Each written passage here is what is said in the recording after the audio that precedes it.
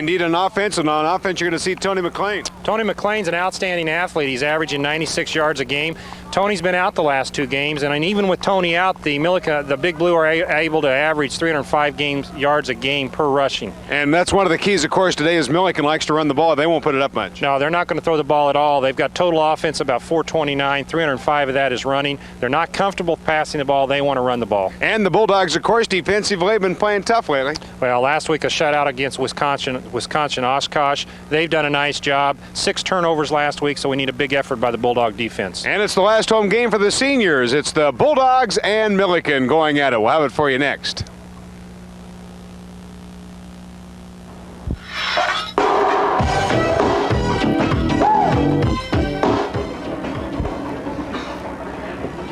And good afternoon. On a cold afternoon, it's time for the Drake football as they take on the Big Blue of Millikin. Mick Trier along with Rob Hill. There's your records. Millikin comes in with a 4-2 record. The Bulldogs 2-5. Quite easily for the Bulldogs, though. It quite easily could have been at 6-1. 49 degrees, our temperature at game time. Wind at 8 miles per hour out of the northeast on a cloudy day. And here comes the Millikin return. Had a new kicker that time for the Bulldogs. Bill Willers, the freshman, kicking off. And Millikin returns it over the 30 to the 32-yard line to open up here their first series. Bulldogs won the toss, Rob Hill, but elected to get the ball in the second half. Well, the weather will play a part of this game. We've got to watch the weather. It's been raining all day. It's a wet field. It's a damp field. And one thing that Millikin's going to try to do is run the ball right at you. And it's a good offense to use in this type of weather. Well, Millikin from their own 32-yard line out of the I formation. And off to the fullback, straight dive play. And it might have been a fumble out there. Not much running room in there. Barely got back to the line of scrimmage. Millikin likes to run the football. The Bulldogs have been able to run the football from tackle to tackle, have been able to stop the run from tackle to tackle. Sometimes the outside certainly hurts the Bulldogs. Well, just like in that situation there, Dale Plussel, who has been an outstanding athlete for the Bulldogs this year, did a great job stopping that dive play for Millikin.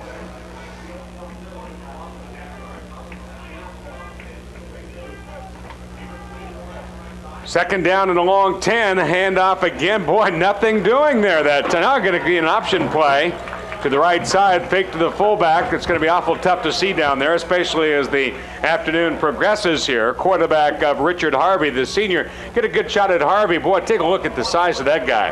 Yeah, Richard Harvey's a short guy, but he's very muscular and runs the option very well. On that particular play, Drake did a great job. Steve Tinold, again, had made the great tackle. Steve's second on the tackles this year for the Bulldogs. Third down and a 12 is what they're going to call it. Millikin in a position they don't like to be in. That's where they got to pass the football out of the I-man split right and left. Bulldogs with about everybody up in the line of scrimmage. Quick pass play to the far side, near side.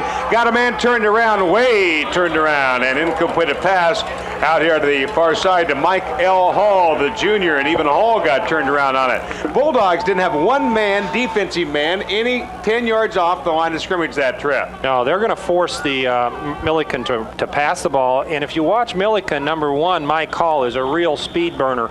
Give you an idea, Mick, he is averaging 18.1 yards per catch, which is an outstanding number when you look at it. Don Dolkowski, the freshman, is going to punt it away here for Millikin. Return man standing at his own 39-yard line, going for the block, and they had some people in there, couldn't get in in time. Slauson comes to the near side to field it, fields it at his own 37-yard line, and that's where the Bulldogs will open up. Unusual situation for the Bulldogs to come back after. That's right. I tell you what, it's a great defensive effort by the Bulldogs to get the ball back. The defense has played so well the last 3 games. Last week, their first shutout for a number of years, created a lot of turnovers, and now it's an opportunity for the Bulldog offense to have got pretty decent field position to make something happen. 11 seniors playing their final game of the year here at Drake Stadium. Millikin,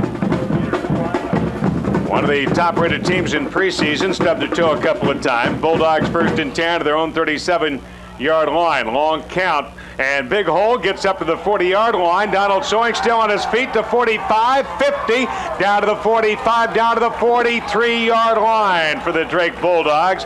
And a good run by Donald Sewing, the fullback, to pick up the first and 10. And, man, the early going of this football game is all Bulldogs in the first 2 minutes. That's a play the Bulldogs have ran all year. It's a play right up the middle. They trap with the guard, And in fact, in this situation, Brad Besh for the Bulldogs made a great block on the inside linebacker to Spring Donald. Down to the 44, 33-yard line. Now to the I, man split to the right side, split left. First down and 10. White comes in motion now to the bottom side of your screen.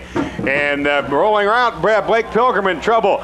Pilgrim rolled to the right side, and somebody came in from the defensive end. Nobody picked him up in time. I think they were trying to pull a guard from the far side to get him. That's right, and they also blitzed their offside linebackers. Defensive end Jeremy Berger made the tackle for Millikin. Not anything special. They blitzed one person, and Drake was not able to pick up the blitz and pull the guard to pick up Jeremy. Second down and long now facing the Bulldogs. Second and 19 with the ball resting at their own 47-yard line. Twins down to the bottom side of your screen. Blake Pilgrim getting the starting nod. Jamie D'Angelo would be able to play. He played last week in the fourth quarter. Now White in motion on second down. Fumbled the snap. Millikin jumped on at their own 49-yard line. Boy, nowhere. Blake Pilgrim fumbled the snap from center. Got kicked by one of the linemen. Millikin just happened to fall on it. Amble for Millikin jumps on it now, and that's where Millikin will start. And boy, what has hampered the Bulldogs in the first part of the season of turnovers comes back to haunt them here in the first 2.5 minutes. Mick, this is not a team that we can afford turnovers. Let's look at the replay if we get a chance to see it here. Well, we'll take a look at this play first. Here right now you can see the just the latter part of the replay. Back to live action here. Back to pass. Millikin's quarterback, and he misses his man. Not a good passing team so far, have they shown. Pass intended that time to number 85 for them, and that is going to be David Gruber. Well, Anthony Smothers and Dale Plussell both had good pressure on the quarterback in that particular play.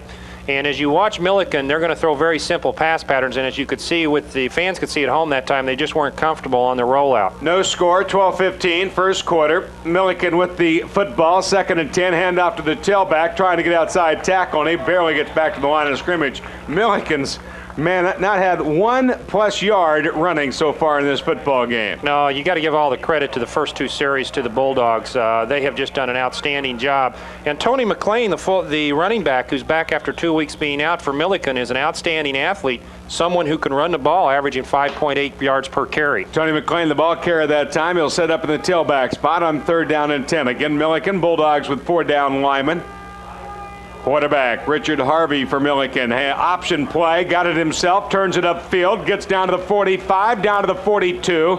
Boy, they might have saved him from picking up that first down barely by a yard, but he really kept struggling, and Harvey running the option play. Bulldogs, I think, were looking for pass on third down and 10. Richard Harvey's a strong quarterback. He's very physical, and in that particular situation, Ed Slauson was able to make the tackle, but Richard Harvey almost rode it down for a first down. Dolkowski is going to punt it away. He's standing at his own 45. Slauson will be back deep here as Millikin faced with a 4th down and 1. Bulldogs came after him last time in the block. This time the Bulldog defense is playing very soft to watch for the fake. Ball over the top of Slauson's head, and they might have hit the coffin corner there. They're going to get it down inside the 10-yard line. The Bulldogs are going to start at their own 9-yard line with their second possession with the football. Gave up the first one on a fumble. Well, the Bulldogs cannot afford turnovers, Mick. You and I just harped on this subject the last 3 or 4 games, but they have to control the ball if they're going to be successful here against a quality club like the Millikin Big Blue. 10:54, first quarter, no score. Millikin's had the ball twice, could not produce anything. Barely got almost close to a first down. Now Bulldogs working deep in their own territory at their own 9-yard line. Sawing and White, Blake Pilgrim at the quarterback slot. Millikin might have jumped off sides, pitch back to White, flags are down. Bulldogs up to the 10. White gets hammered as he gets a couple of yards, but a penalty flag coming down. It appeared that Millikin might have jumped off sides. We'll wait and see. Blake did a good time that time adjusting his cadence there as a quarterback, and that's something a veteran quarterback will do to bring the defense off sides, and was able to draw the Millikin defense off sides. Some of the officials you might know: Bud Legg, the referee from Ames, Iowa, basketball coach; Mike Keenan of Panora, an umpire; Rick Grant of West Des Moines, the head linesman today; Scott Halverson of Des Moines, along with Dave Thomason of Des Moines, both the field judge and the back judge. Well, the penalty of 5 is going to be assessed, and it's going to be a 1st and 5 now for the Bulldogs, ball resting on their own 14-yard line. Bulldogs in the blue and white, Millikin in the white jerseys here this afternoon on a rainy, cloudy day here at Drake Stadium. Long count by Pilgrim, has White, Twins both side, and off up to Sewing, gets a hold, gets outside the 19, close to the 20. Penalty flags are down across the way, however, at the 15-yard line. One you would think that somebody was offside. We'll wait and see. Well, the same play they had the big yardage for on their first series, and again, Brad Besch made a great block on the inside linebacker, although we do have a penalty against the Bulldogs. Indeed we do. So, bring back the first down, if you will. One of the missing persons, you'll notice that Snothorst not playing for the Bulldogs defense, and an opportunity to talk with him. There you can see the score. No score in the first quarter here. 10:22 to go, first quarter of play. Snothorst still with a pinched nerve in his neck and is going to be out probably for the season. Somebody the Bulldogs do miss, too. A tough, strong safety force. Going to bring up 1st and 10, nullifies everything. Couple of penalties, brings it back to 0. First down at 10, White the deep back here. Pilgrim, hands off. White picking his way, and he gets back to the line of scrimmage. Might have picked up a half a yard or a yard. That's it. Going to bring up 2nd and 9 for the Drake. There you see some of the fans on end. It's kind of cool here, 50 degrees. Some of the fans. Scott Sullivan's mother is here from California. Oh, is that right? By the way, I want to welcome her and their family, and a lot of families here on Seniors Day, of course, the last home game of their career. 2nd down and 9 upcoming for Drake. Breger will be split right. Deshaun Diggs put to the top side of your screen, out of the I formation. Sewing into the fullback slot. Pilgrim back to pass on 2nd down. Quick pass to White out on the flats, incomplete. Well, Drake's trying to open their offense up a little bit, even though they're down in their own territory right on the 9 or 10-yard line. It's important that they start to loosen this Millikin defense up a little bit, because Millikin is strong against the run, just like they are strong on an offensive standpoint from the run. When you talk to the Millikin players and the coaches, they talk about their weakest part of their defense may be against the pass. And so I anticipate seeing the Bulldogs doing more passing today than we have seen in recent weeks. Peterson into the lineup. Brooke Peterson in. Also into the lineup, Briley, I think, checked in there. And we'll also see who else is in the lineup. Also, Briley's going to be in. 3rd down and 9. White in motion. They bring the blitz from the outside. Screen play nears all to Sewing. And I'm going to tell you, it would have picked up some yardage. Blake just had too much pressure and couldn't set and deliver the ball to Donald Sewing, when it was definitely a screen pass that was established and set up with the blockers right out in front to go a long ways. There you can see Donald Sewing, big number 32, just couldn't come up with the football, and they're going to have to punt it away here for the Bulldogs. Chris Piper will be punting out of his own end zone. Punt return man should be Jeff Forsberg for Millikin. He'll be standing inside the 50-yard line. As the Bulldogs face with 4th down, Millikin going to set up the return. Low driving kick.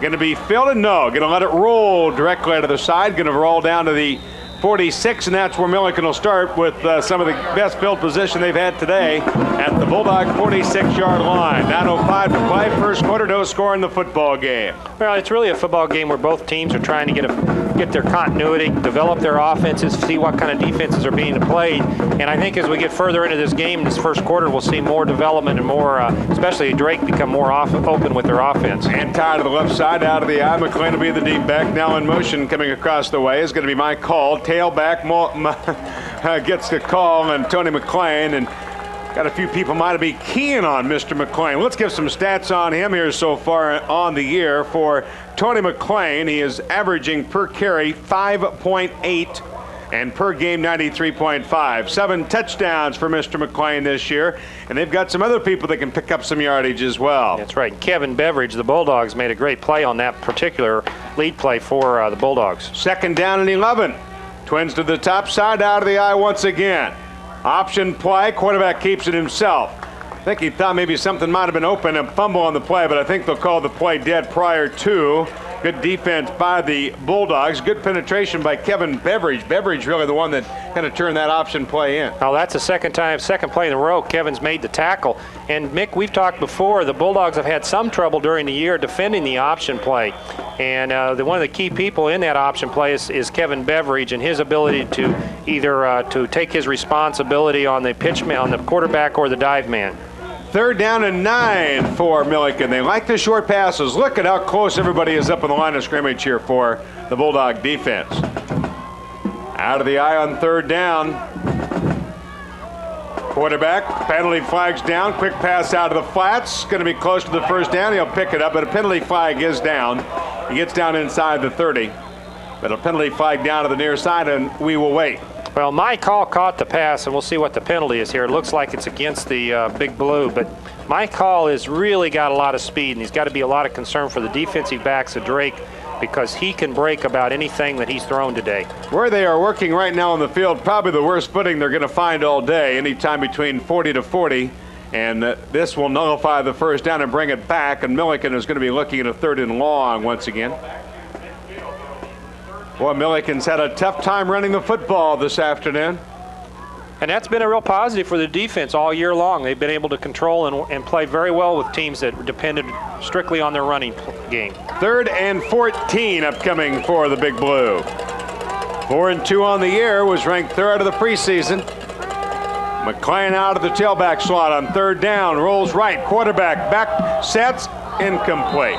Great defense by Eddie Slauson. He was all over Ray Hickey. Slauson wasn't even thinking about, worrying about him catching. He was thinking about interception that time. That's right. The Bulldogs, another good play by the Bulldogs, and the Bulldog defense continues to just do an outstanding job. Going to be interesting to see the first quarter stats right now. I don't think Millikin's got any plus yards. They don't have any first downs, I don't think. Don't have any first downs and only came close one time. A lot of it minus so far. Punter standing at his own 35. Slauson back at his own 22-yard line, looking for a return. Not much of a rush here, setting up the return, low punt. Slauson will try and field it and has to let it roll. Took kind of a weird bounce on Eddie Slauson. It rolls inside the 15 down to the 10. The Bulldogs once again with their backs up against the wall. And Ed was trying to field the ball. He felt it was important to try to field that ball because it was going to do that. Just bounce down the field and slipped right on by it. So the Bulldogs and Blake Pilgrim out on the field looking for some yardage here, and they're going to have to start from their own 10-yard line. 7:35 first quarter, no score in this football game. White showing out of the tailback and fullback slot. Brooke Peterson split way to the left side. Doran into the lineup as well. Pitch back, White left side, trying to turn the corner. Can't do it. Gets thrown down to the line of scrimmage. That's it for the Bulldogs. 2nd and 10. Millikin really strung that play out. Well, they got a good play by their defensive tackle, number 77. And then Mike Wiedemann was able to come up from his cornerback position and make the tackle for the Big Blue. Sean Diggs into the lineup here for the Bulldogs. Chad Briley will check into the lineup. On 2nd down, see if the Bulldogs want to put it in the air. Diggs, one of the favorite receivers. Also coming to the near side for Drake will be Jeff Deere. Now wide in motion on 2nd down, gets a rush, screen play, flanker screen. Intercepted. It's intercepted. The flanker screen to Deshaun Diggs, and he missed the football. Looked like he got a hand on it, but we can see it on the replay, and it's intercepted by Millikin. Now, Gary Jefferson made the interception, and it looked like the ball came out funny or it hit Deshaun funny. I hope we have it on replay for we can see exactly what happened. Let's take a look, Mick. There's the screenplay setting up, and you can see Deshaun there at the bottom of your screen was just overthrown, and the linebacker was tipped off his hand and was able to make the interception. Had he been able to catch it, I think he would have been able to go for some yards, however. Sure. Bulldogs have a tough time getting enough people in. I think they're going to have to call a timeout, and Scott Sullivan's going to have to come to the near side. Timeout of the field. It's no score with 6:48 to go in the first quarter. You're watching Drake University football on Drake Television, Channel 36.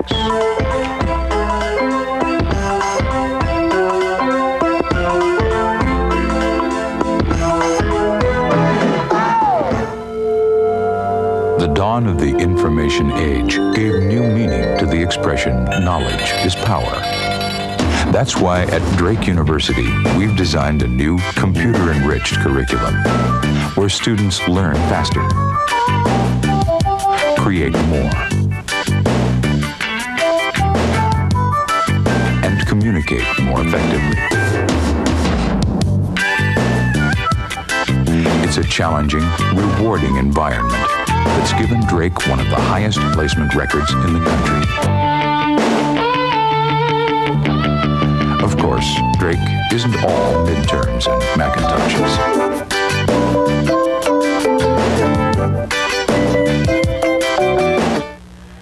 Victory, Rob Hill back at Drake Stadium, 6:48 first quarter, no score. Here's the option play, the hand of the fullback after the interception. 2 turnovers in the first quarter, Rob Hill. That's tough to work with when you're a defensive team.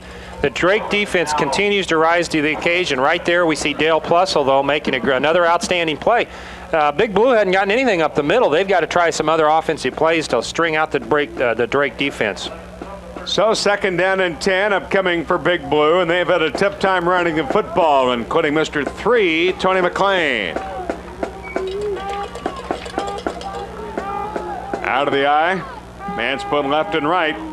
Back to pass, quick set, looking, pass play, receiver fell down, and it'll be an incomplete pass. Well, he only looks for one person, I think, and that's Hall. There you see Rob Ash, the head coach here on the near sideline, and concerned look on the 2 turnovers. Here's some scores for you. Baylor at halftime winning over TCU 17-2. East Carolina in the second quarter, leading over Pittsburgh 13-3. Also in the first quarter, no score, K-State and Colorado. Nebraska leading in the first over Missouri 14-3. Northwestern leading over Illinois 7-0. Pick up some more scores in a moment. 3rd down and 10 here. A handoff for the fullback. Big hole, gets down to the 10-yard line. That's a little more like their running speed there. That fullback, pretty good-sized guy that time, Big Mike Bozarth. And if he gets a couple of steps, he can be tough to bring down. That's right. He's going to be a good back to run on that play, and he's also a great blocking back for them. But you look at his statistics, he's averaging 5.4 yards a carry, and that's great for fullback. Here comes Chuck Fisher, their field goal kicker, and this is going to be a 27-yard attempt, and I can tell you, this is not easy for him. And Chuck is a straight-on kicker, very rare today in college football. 27-yard attempt, the kick, and is up, and it is good. So Millikin draws first blood, but it's a couple of turnovers that helped the Big Blue, and it's 3-0 Millikin leading over the Bulldogs with 5:26 yet to play. Well, I think we have to credit again the Drake defense, Mick. Called upon on about the 12-yard line to shut down a very strong offensive team. They were able to accomplish that, and they only gave up a field goal, which if you're a defensive player, you got to be proud of, and almost credit to the offense. Here's some scores for you, passing them on here. Notre Dame leading in the second quarter over Southern Cal, 7-0. No score in the Iowa State game. Iowa's come back to take a 1-point lead, 16-15, and Wisconsin in the first quarter leading over Indiana by the score of 7-0.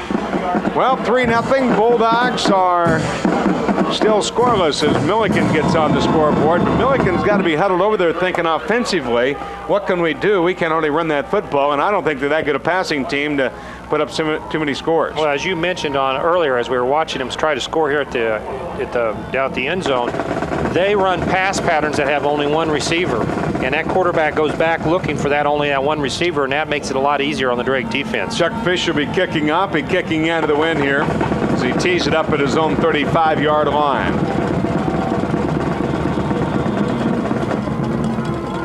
Straight on kicker. This will be a straight kick as well. White will field at his own 12. Here comes the return to the 15, 20, 25, 30. Takes on the man. Man, he lowered him at the 35-yard line. He saw number 40 right ahead of him, Kevin Feeney. Says, I'm going to just try and run over you, Mr. Feeney. And he picked up a couple more. Gets to the 35. Yeah, great return by in that situation. Let's take a look at the replay. DeWitt White with the return. He catches the ball about the 15-yard line, 10-yard line, and has a big opening, and then it's big collision right there. Bulldogs, 1st down and 10. Flanker to the right. Handoff, fullback, Sowing, trying to turn it. Gets run out of bounds at the 36. Gain of a yard is all to bring up 2nd and 9. Donald Sowing on the short side of the field. Drake likes to run into the short side of the field. In that particular situation, Brett Keller made the tackle and did an outstanding job of fending off the offensive tackle for the Bulldogs and making the tackle. 2nd and 9, 5:16 to go, first quarter here.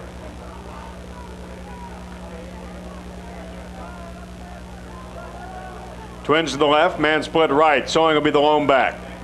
Bulldogs, White, back to pass. Pilgrim looks down the middle, incomplete.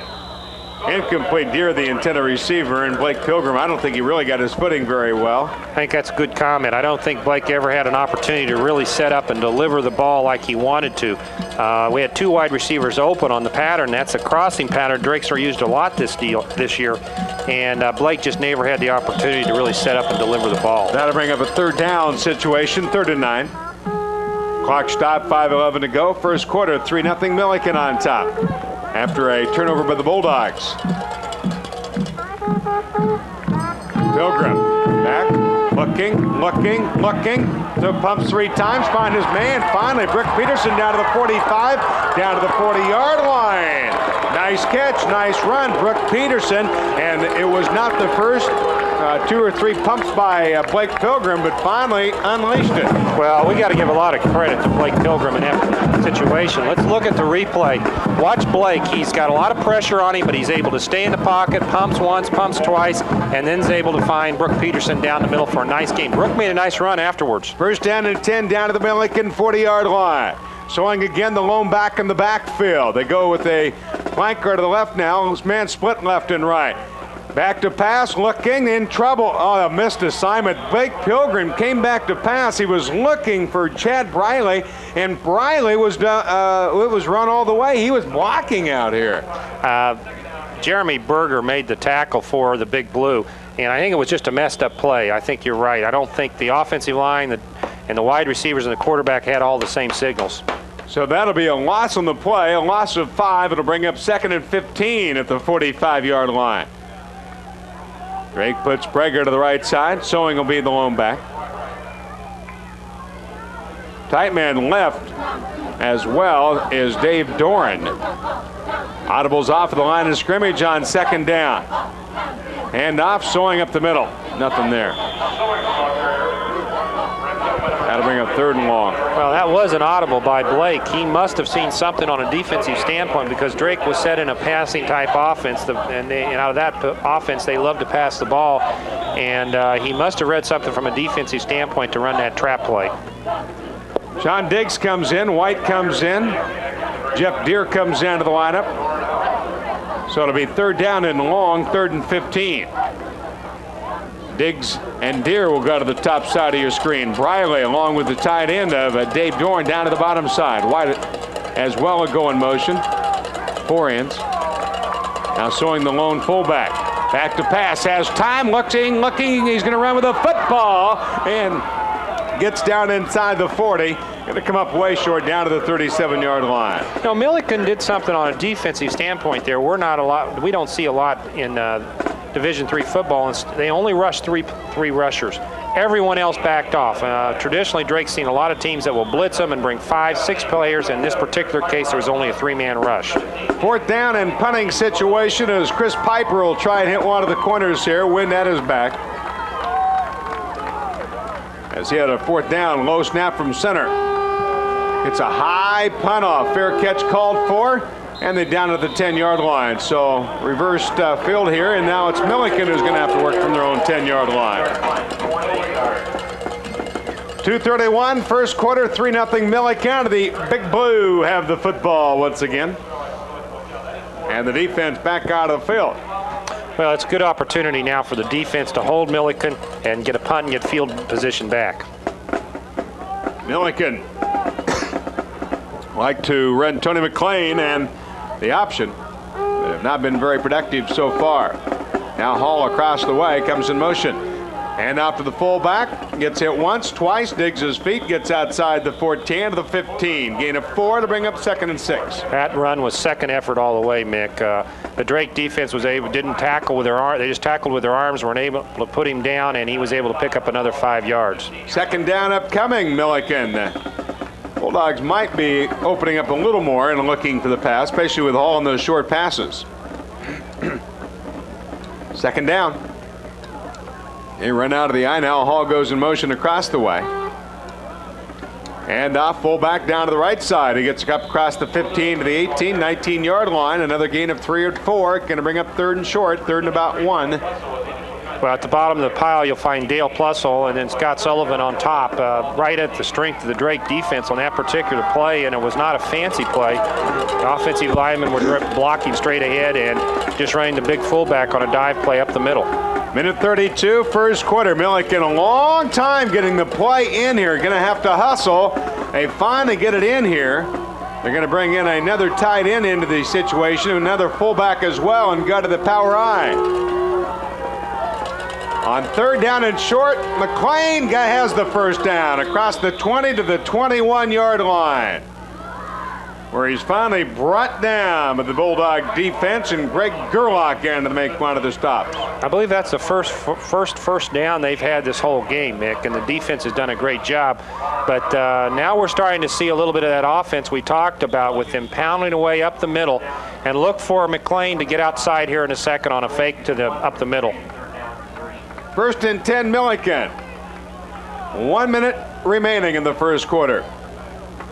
And handoff, nope, back to pass. Wide open. Man wide open, he hits him up to the 40-yard line. David Gruber outside the 50, down to the 45. That's what they'll do. They'll allow you to sleep on the run, then hit you one right behind your linebackers if you suck in. Well, you were faked out on the run, as I was too, and that was the tight end, David Gruber, who ran just a little drag down the sideline there. Let's take a look at the replay and see if we can see it. A great fake up the middle. Look at that fake.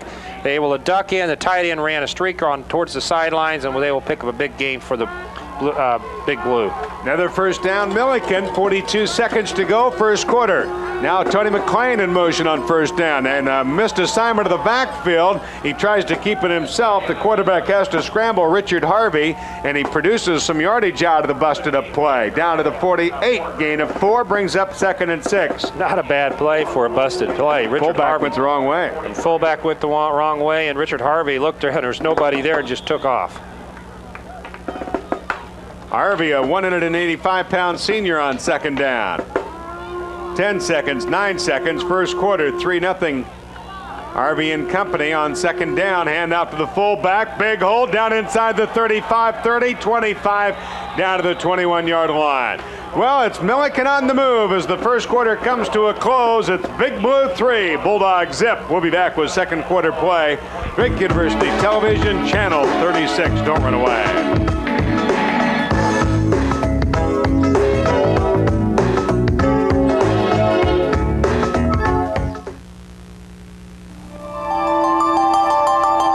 Tomorrow's college classroom, the keyboard will be as important as the chalkboard.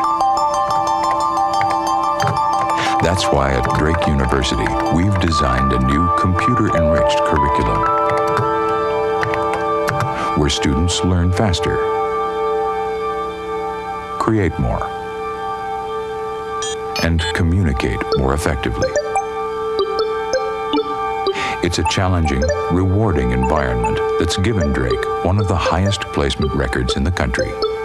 And it's an environment in which students develop strong working relationships with their curriculum, instructors, and computer.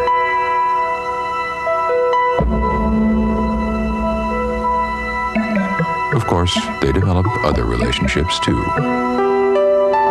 Drake University. For more information, call 1-800-4. And again to the fullback, hand off to the right side, and look at they can't even really bring him down before he's finally run out of bounds at about the 10-yard line. Fullback Mike Bozarth. Just underway, second quarter, 3-0 Millikin, Rob. Bozarth is a big guy, 5'9", 212, and it's almost as though, as we got into this last series with Millikin, he's caught his second wind, and he's able to really start to eat up some yardage. McLean is the one we had heard all about, but so far, Bozarth averaging 5.4 yards per carry. Second down first and goal. And this time, nowhere to be found. I don't think he even handed it off. I think he kept it himself that time. The quarterback, Harvey did, and he had to eat it. Well, they were trying to run the option to the wide side of the field that time, and Dave Alters was there to tackle the fullback, the quarterback, and anybody else that was in the Millikin backfield. Second and goal from the 10-yard line. Millikin was able to put up one field goal, a 27-yarder, on a interception. Second down, all in motion. And handoff, Straight dive play goes to Bozarth. He's inside the 10. Down to the 9, down to the 8-yard line. Give him about 2 or 3 to bring up 3rd and goal at the 8. Well, Drake's starting to play some games up front with their defensive line and their linebackers. In this particular case, the tackle was pinching down towards the guard, and Tony Icabino came in to make the tackle, and it was a shoestring tackle of the big fullback. There you can see the big fullback on 3rd down. Big number 49, Bozarth, who's been the workhorse. 3rd down and goal at the Bulldog 8-yard line. Millikin, option play, keeps it himself, runs it in himself. Richard Harvey just turned it upfield and runs it on in for the touchdown, and nobody there for the Drake Blue and White.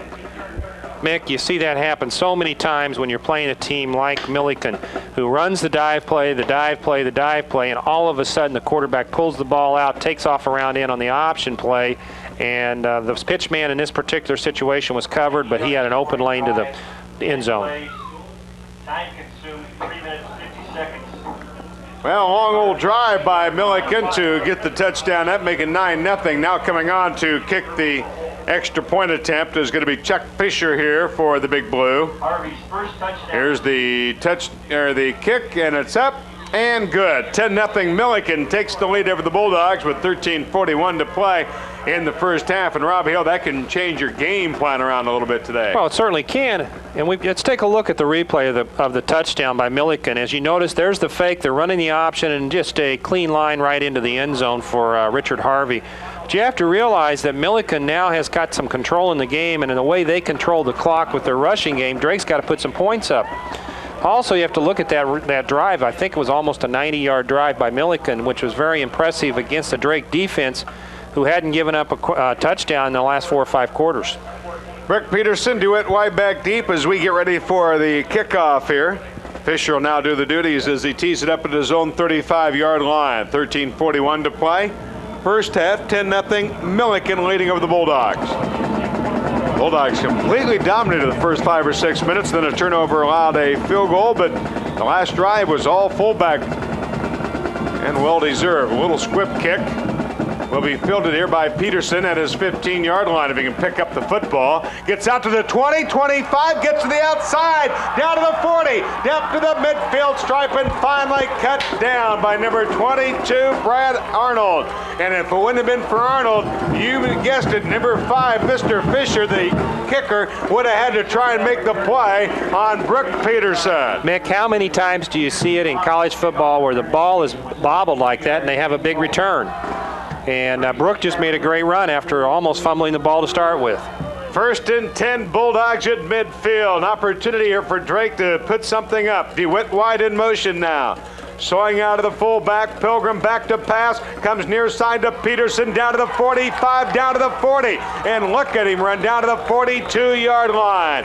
Peterson, another first down for the Drake Blue and White, and Drake on the move. On the move with a nice play. A down and out by Brooke, able to catch it, and as you can see him there on the sidelines, he's put up about 60 yards of offense in the last 2 plays. Going to bring up 1st and 10, Drake.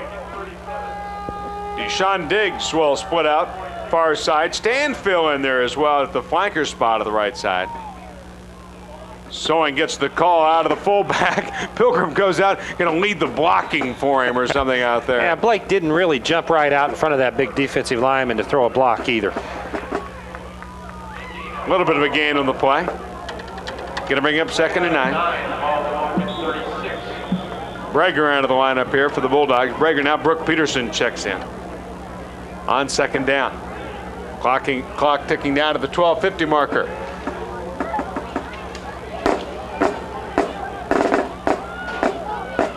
Bulldogs on 2nd and long. Quick set, pass out to the far side, gets it to Brager. He picks up, maybe about 5, gets down to the 32-yard line. Mick, let's take a look at the first quarter statistics. Millikin had 46 yards rushing and 32 yards passing for 78, while the Bulldogs had 19 yards rushing and 1 yard passing for 42 yards. So in total, you can see that Millikin was able to get the rushing game going right there at the end of the first quarter.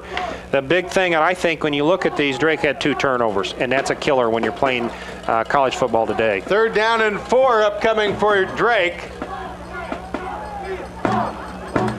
Rolls left, has to throw quickly to White. Ooh, diving catch. Not good. Wouldn't have made it first down, I don't believe, anyway.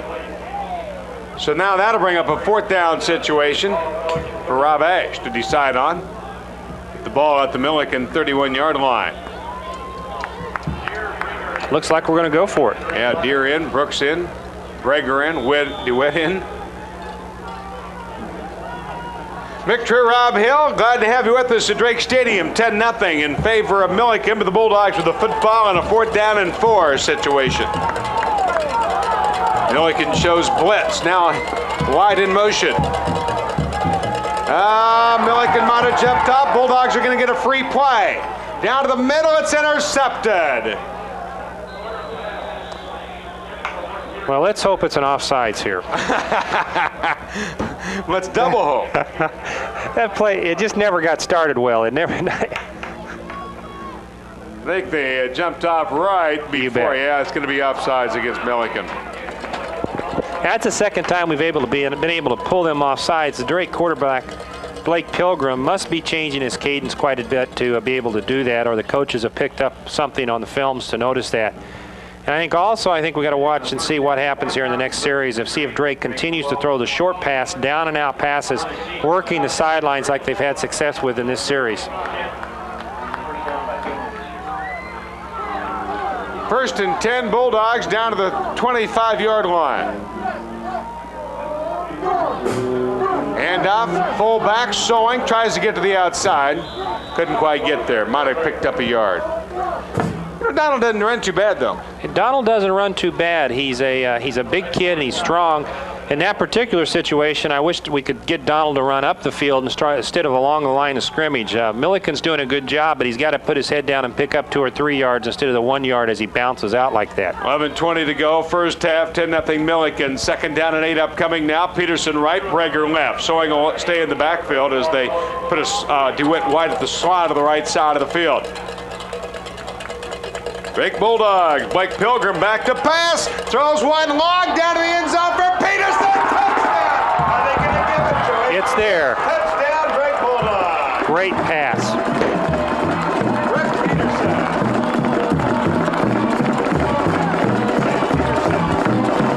Great pass by the Bulldogs.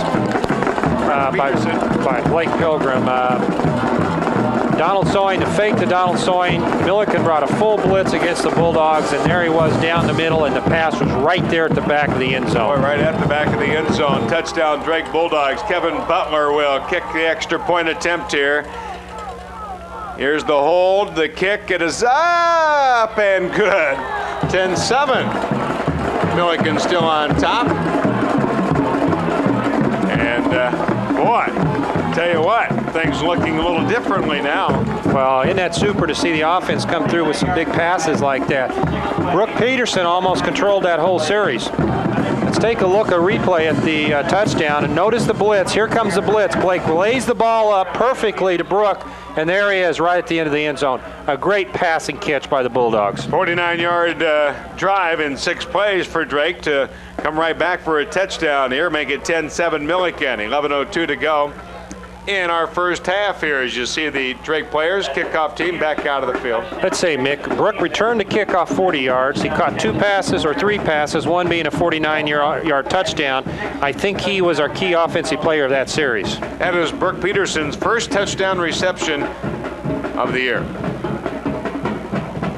Getting ready to kick it off here for the Bulldogs. Instituted as the kicker is Bill Willers. Doing the kicking. 50 degrees at game time on a cool Saturday afternoon for football. Cloudy, overcast skies. Drake and Millikin meeting up pretty much. Second quarter this season, 49-14. Drake's outscored their opponents in the second quarter, 49-14 this year. Here's the Willers kicking off. Good boot, high kick. Will be fielded at the 22, however, by Hall. Gets to the 30, 35, Look 40. out. He's gone. He could go all the way. Going to try and run him down to the 20, down to the 15. Oh, man. What a play. A return that time by Millikin. They had a Hall, their big wide receiver they've been going to all day long. Mike Hall returns it all the way in for a touchdown. Mick, the defensive coaches before the game talked to me about how much speed Mike Hall had and how dangerous he was, and right there is a great example. Not a long, deep kickoff, but he got his rockets going, and once he broke through that first line of defenders, there was nothing left. It was goodbye. 16-7 after the touchdown to the Bulldogs, where momentum had changed. Now it quickly changes back over the other way, and now on to kick the extra point is going to be Chuck Fisher that quickly. Here's the placement. The kick by Fisher is up and good, and give him another 10-point lead at 17-7 with 10:51 to play. Man, oh man. And there's not anything that can really break you like something like that. He really made a nice play with that return. Let's take a look at the replay with Mike Hall, and the ball was caught at the 22, and Mike gets through the first line of Drake defenders, and right here he turns it on, and there's nobody's going to catch him from the Drake standpoint, and it's all over. It's Slauson. There he is. Slauson about 10 yards back. He didn't have a chance. No, and Ed's a safety on the kickoffs, and that's his job, is to watch for that type of breakaway by the receiving team. Now Fisher will kick it off here for Millikin. 17-7 visitors on top. 10:51 to play. First half here at Drake Stadium.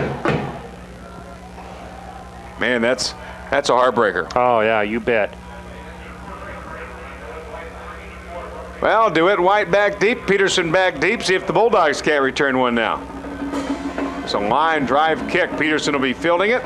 That is, well, now he drops it. Now he picks it up. 10, 15, 20, 25, 30, 35. Gets to the 40, gets to the 45, up to midfield, down to the 45-yard line. Second return in a row, the Brooke Peterson return down to the 45-yard line. And got a penalty flag down across the way. Have a penalty flag down clear across the way. On a return, you got to believe it's going to go against the Bulldogs. It'll be clipping. Oh, man. Boy, Brooke Peterson has had two outstanding returns of kickoffs back to back. We've seen three today, in fact. It's been an exciting game from a kicking standpoint, and that's a disappointment to see a clipping penalty called against the Bulldogs. Boy, indeed it is, as Bud Legg indicates. Number 66, he said, I believe, is the man with the infraction here for the Bulldogs. See if we can see John Elkin, number 66, over there across the way. I don't know if we will or Brooke not. again had a hard time picking up the ball. Once he does, though, he's able to take up off the field. I don't know if I saw it or not. You can't tell from the replay, but a great run by Brooke. And a good job by the kickoff team. You got to realize it's just not him out there. Bulldogs. 16-yard kickoff return, 13-yard clipping penalty against Drake. Well, the Bulldogs will now have the ball at their own 13-yard line. A little bit different than the 45 of Millikin. Bulldogs first down and 10. You get right down to the line of scrimmage. Back to pass, in trouble. Screen play to Sewing. Looked like it would have worked earlier. This one stopped momentarily as he gets outside the 15, and a late penalty flag coming down. I'm not sure we have a holding or maybe a clipping there called on the Bulldogs. Late flag. Going to go against Drake. Bulldogs, or Millikin, applauding the official. Boy, that's really going to put Drake back deep. Donald bounced right into his own person. It was holding against one of our offensive linemen, was out on the pass, on the screen pass. 17-7 Millikin leading by 10, 10:32 first half. Victor Rob Hill on Drake Television, Channel 36 at Drake Stadium, and now the penalty will be assessed.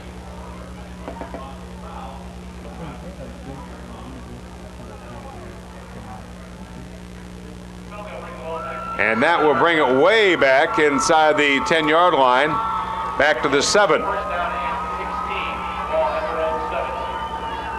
And now they're looking at 1st and 16. Home back will be Sewing. He gets the call up the middle. He gets outside the 10, maybe to the 11-yard line. That's about it. Picked up about 3 or 4 of those yards. Yeah, Donald made a tough run right there. It took 9 of the defenders to finally stop him. And that, again, is a play. Drake likes to run that trap play and had good success with it earlier in the game. From a strategic standpoint, Mick, the Drake offense needs to get the ball at least out of 20-yard line, 30-yard line, so they can punt the ball out. Ideally, you want to get a long drive and score, but they need a little bit of a chance here to just get the ball out so we don't be punting from our own end zone. 2nd down and 13 upcoming for the blue and white. Diggs and Deere will be out deep now. White will be at the tailback on 2nd down. Now comes in motion. Blake back to pass, bringing in the blitz. And he steps up, and he's going to be brought down at his 4-yard line. They brought the blitz in. They put heat on him before, and this one he's slowing down inside his 5. That's right. Jeremy Berger again on the blitz for the, as a defensive end for the Big Blue. Made the tackle. That's his 3rd sack of Blake Pilgrim today. He's given us all we can handle from a defensive standpoint. 3rd down and long, Mick, for the Bulldogs, and we need a long pass play or good opportunity to run another screen play to try to get the ball out of the hole here. Dave Doran's going to come into the lineup now. Briley will split right. Peterson will split left. Millikin 99 yards straight, Handoff showing. Guys get out to the outside. Not going to get anywhere. Boy, they read that one. Donald's had a rough afternoon, and now Bulldogs going to have to punt this one out of their own end zone. You know, on that play, Kevin Anderson, the defensive back, strong safety there for the Big Blue, really made an outstanding play. Waited for Donald to get to him, realizing it was 3rd down and 16, instead of trying to be aggressive and take the opportunity for Donald to miss the tackle. Piper to his back to the zone end zone here. Trying to pen it out of here. Gets the snap. Line drive, low kick. Wow. Gets a little bit of a bounce. Rolls up across the 45 to the 47-yard line. So 8 minutes to play in the first half. Millikin lead 17-7, and the Big Blue will have the football once again. The Drake defense has given up one long drive today. 17 points have been scored, one of those on a turnover and the other on a kick return. Now is the time Drake needs to buckle down and be able to hold them, because we need to get the ball back and get some momentum on offense. We need to continue that momentum we had about 2 series ago when we scored. Well, Millikin, a team that likes to run the football. You have a new fullback in there, I believe. David Johnson, number 35, will be at the fullback. Tony McLean splits right. On 1st and 10. Hand off to the fullback up the middle. Ooh, he's up in it immediately. Little or no gain. No gain at all, and I tell you, we made a great play by Dave Alters again on the inside. The Millikin group tried to trap him as an offensive guard came in and tried to make the block, and Dave did not have anything to do with it and made a great play. Well, Millikin, there's some of the folks here having fun, and Spike. 2nd and 9. Well, they like to run the football. Let's see if McLean gets the call on the option. Quarterback keeps it himself, tries to pitch it, and struggles, but gets inside the 45, down to the 41-yard line. Well, Drake had the option, very well defended that time. Anthony Smothers was out on the pitch back. We had pursuit, and we missed 2 tackles, or that could have been almost a 0 gain from a yardage standpoint. 3rd down and 3 facing Millikin. Boy, you're going to have to stop that quarterback. New fullback in there, McLean at the tailback. 3rd down and 3 upcoming for the Big Blue. Bulldog 41-yard line. Richard Harvey there. You can see him, number 10. Option to the left side. Harvey keeps it, but gets caught from behind. Boy, he really read off the fullback for a long time. I don't know if he was going to give it to him or not, but then pulled it back out. Nick, it almost looked like he couldn't get the ball out of his stomach. The fullback got stacked up by the inside of the Drake line and gave enough time for Anthony Smothers to come from the other side of the play and make the tackle for the Bulldog defense. The Drake defense did a nice job there. They did a great job as they were able to stop some of this momentum I think we were both feeling that Millikin had gotten. 4th down, punting situation for the Big Blue. Bulldog return man will be Ed Slauson inside his own 15. Oh, kicked this one off the side of his foot. Wow, went into the old sand pit on the near side. The official is going to bring it back to the 31. Boy, that one not a very good punt. I think we're going to credit about a 12-yard punt that time. That's about it. And the Bulldogs will start inside their own 30 at the 29. So the Bulldog offense, you're going to back out of the field. Boy, they need a touchdown before halftime to get this thing turned around. Well, Mick, I think we're going to probably see Coach Ash put the ball up. That's where we've had our greatest success, and he's not afraid to throw the ball, and I think we need to here to probably open this offense up and get some offensive yardage. That's how they scored their touchdown with Brooke Peterson on a fly play. 1st down and 10, Bulldogs. Blake Pilgrim and company puts DeWitt White in motion. Pilgrim, back to pass, quick set, got a little bit of heat, got to throw, and he's thrown down for a loss. I think we had time to throw the ball that time. Scott Nelson made the tackle for the big sack, and that was a large sack. That was almost 15 yards. But Drake had all the receivers out on pass patterns, had ample opportunity to throw. Blake had initially had plenty of time to throw and just didn't get rid of the ball. Going to bring up 2nd and long. Boy, those are one of those, though, that you got to throw it. Just throw it. Yeah, you just throw it someplace. You throw it out of bounds. You throw it right here to the Drake coaches, whatever. Just get rid of it. Boy, you can't eat those. 2nd down and long now facing Drake. I mentioned Jimmy D'Angelo would be available today, and he's starting to warm up on the near sideline. Wide in motion on 2nd down. Reverse upcoming here. Briley returns and gets to the 15, gets to the 20. It's only going to be about a 3.5 yard gain. Yeah, but Chad made a great move to get 3.5 yards. Yeah, you're right there.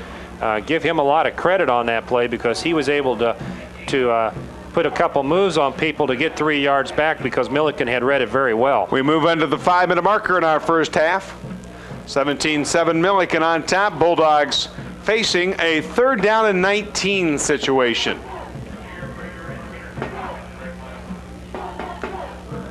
Bulldogs, a little confusion getting in and out. Now finally get the play called.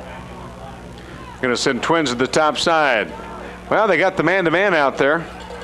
I look for one to go long. Peterson.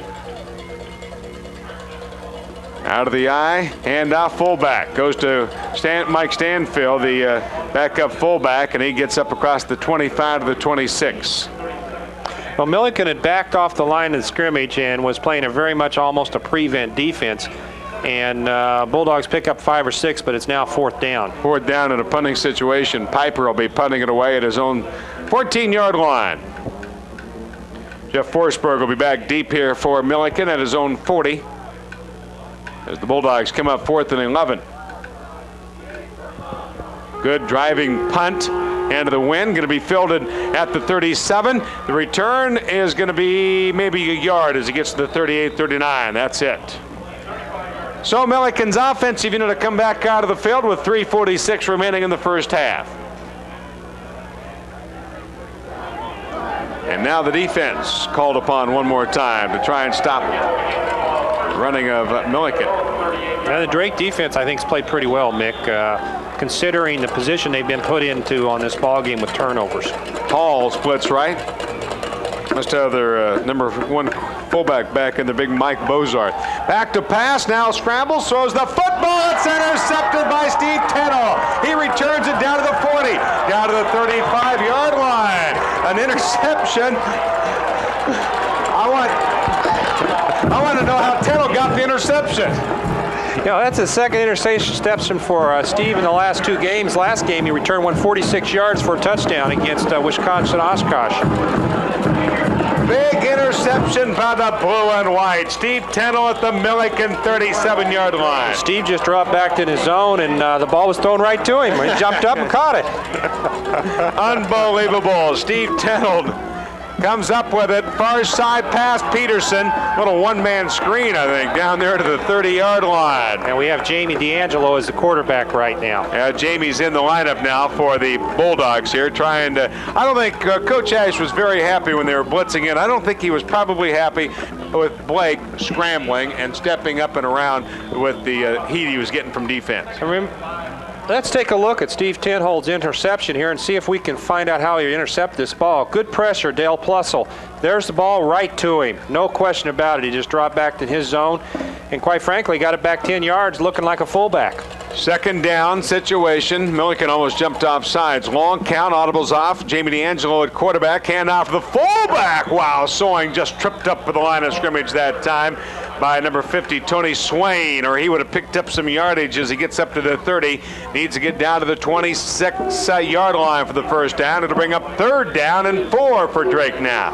Well, Mick, I think when you talk about Coach Ash and Jamie D'Angelo, Jamie adds a new dimension to the Drake offense. Blake Pilgrim can throw the ball. Jamie can also. But Jamie is very mobile. He can run with the ball. He scrambles well, and he's able to do some things that adds a little bit of excitement to the Drake offense. Out of the I formation on 3rd down for Drake now. Jamie D'Angelo, option, gets a hands out to Sewing, the fullback, and boy, he was hit immediately. Jamie barely got it handed off to him. Yeah, the Big Blue Millikin had a full blitz on, and I think they pretty much read the play and made a good tackle by Tony Swan again on the dive play. D'Angelo. Looks like Drake's going to go for it on 4th down here. Now Sean Diggs comes into the lineup. 4th down and 5 is what they're calling it now for Drake. They need to get down to the 26. Out of the eye, Deere will go right. Sean Diggs will go right. Back to pass, Jamie looking, steps up, starts to run with a football, and he's going to be brought down for a loss. So Millikin will take over the ball at their own 35-yard line. Almost had plenty of time to throw the ball, it looked like. Millikin defense did a nice job of covering our wide receivers, and Jamie, even though he stepped up, as you can see Jamie right there, it looks like Jamie may have hit his hand during the play on a shoulder pad or helmet. You can see him shaking his hand there on the sidelines. Jamie had time to throw the ball. Just a great effort by the Millikin defense. 1st and 10 Millikin as they take their time. Minute 29 to play here in the first half. 17-7. Millikin on top here over the Bulldogs, and then Bulldogs went for it, didn't come up with it. And after the fullback, breaks 1, 2 tackles. David Johnson, the ball carrier, gets up to the 45, close to a 1st down, and I believe it will be 1st and 10. David Johnson right there looked like a load trying to tackle. He was a big guy with a lot of momentum and picked up 10 full yards for Millikin. Minute 20 still to play here. Reminders to the media, the halftime. 1st and 10. 5 minutes, 25-minute halftime. Out of the eye, boy, I'll tell you, Millikin, a team that once they get ahead, they can just sit there and try and work it running-wise. Hand off the left side, and they get up across the 45 to the 47 again. Hand off to the big fullback, David Johnson, the 195-pound senior. He picks up about 2-3. Going to bring up 2nd down situation. Anthony Smothers made the tackle for the Bulldogs and made an outstanding play, but that's the 3rd fullback the Millikins played. They've all been big kids. They've all been fast kids and just hard-nosed dive football. 2nd down upcoming for the Big Blue. 33 seconds to go, excuse me. Man in motion, Tony McClain, but it didn't make a difference. They're just going to hand out to the fullback. There they stop him for no gain.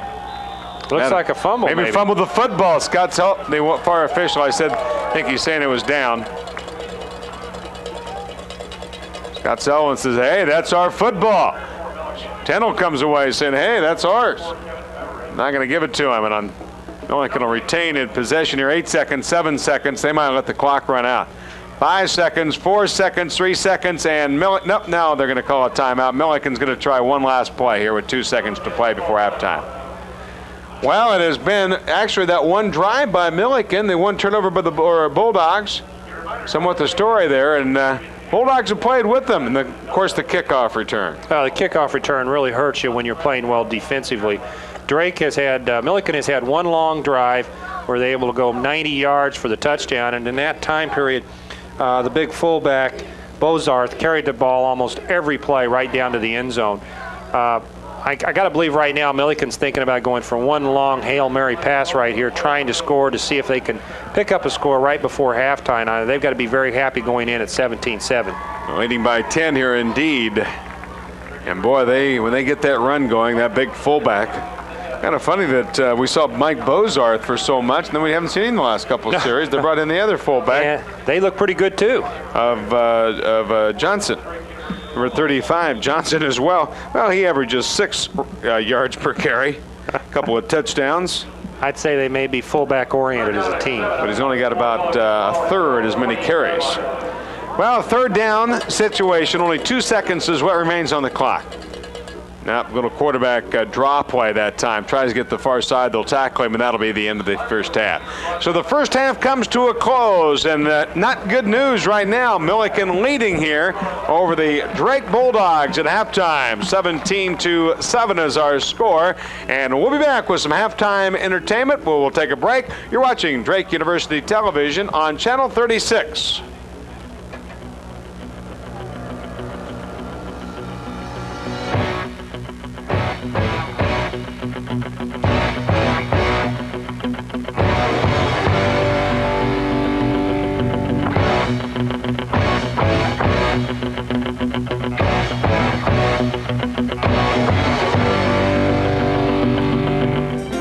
I'm Dr. Richard Schwab, host for Focus on Education. The recent changes in education affects not only students, but community members, parents, and educators.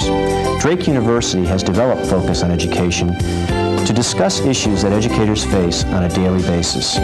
Join us each week as we bring vital and intriguing interviews with some of the most influential educators in the greater Des Moines area. Watch Focus on Education every Monday at 6:30 p.m.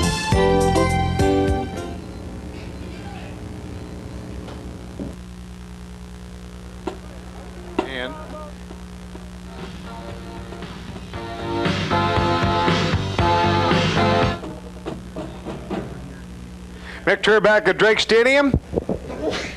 17-7 our score. It is Millikin leading over the Drake Bulldogs here. And Millikin on a field goal. On then a long drive they established behind the fullback of Big Mike Bozarth. Then the kickoff return for their three scores in this football game. The Bulldogs able to put up a lone touchdown there. Long pass play from Blake Pilgrim. Pass play to Brooke Peterson into the end zone for the TD. Blake Pilgrim, however, has been replaced by Jamie D'Angelo. Both of them are good quarterbacks. Both of them can have their day certainly here.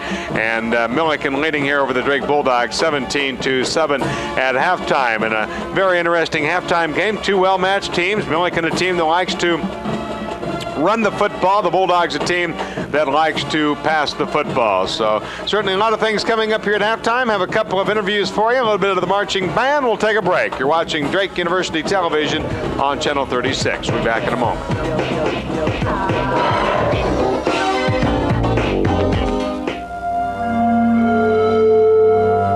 The dawn of the information age gave new meaning to the expression, knowledge is power. That's why at Drake University, we've designed a new computer-enriched curriculum where students learn faster, create more, and communicate more effectively. It's a challenging, rewarding environment that's given Drake one of the highest placement records in the country. Of course, Drake isn't all midterms and Macintoshes.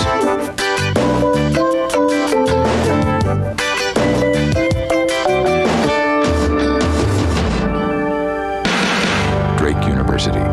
For more information, call 1-800-44-DRAKE. Rob Hill, Victory Rob Hill back at Drake Stadium here. We're at halftime. 17-7, Millikin on top, leading over the Bulldogs. Let's go down to the field, and Rob Hill standing by.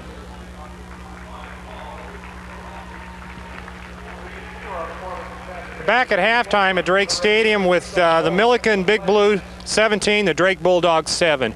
With us at halftime today is Coach Lonnie Timmerton, the head wrestling coach at Drake University. And Coach, last year you had an outstanding year. You were 27-6 in duels.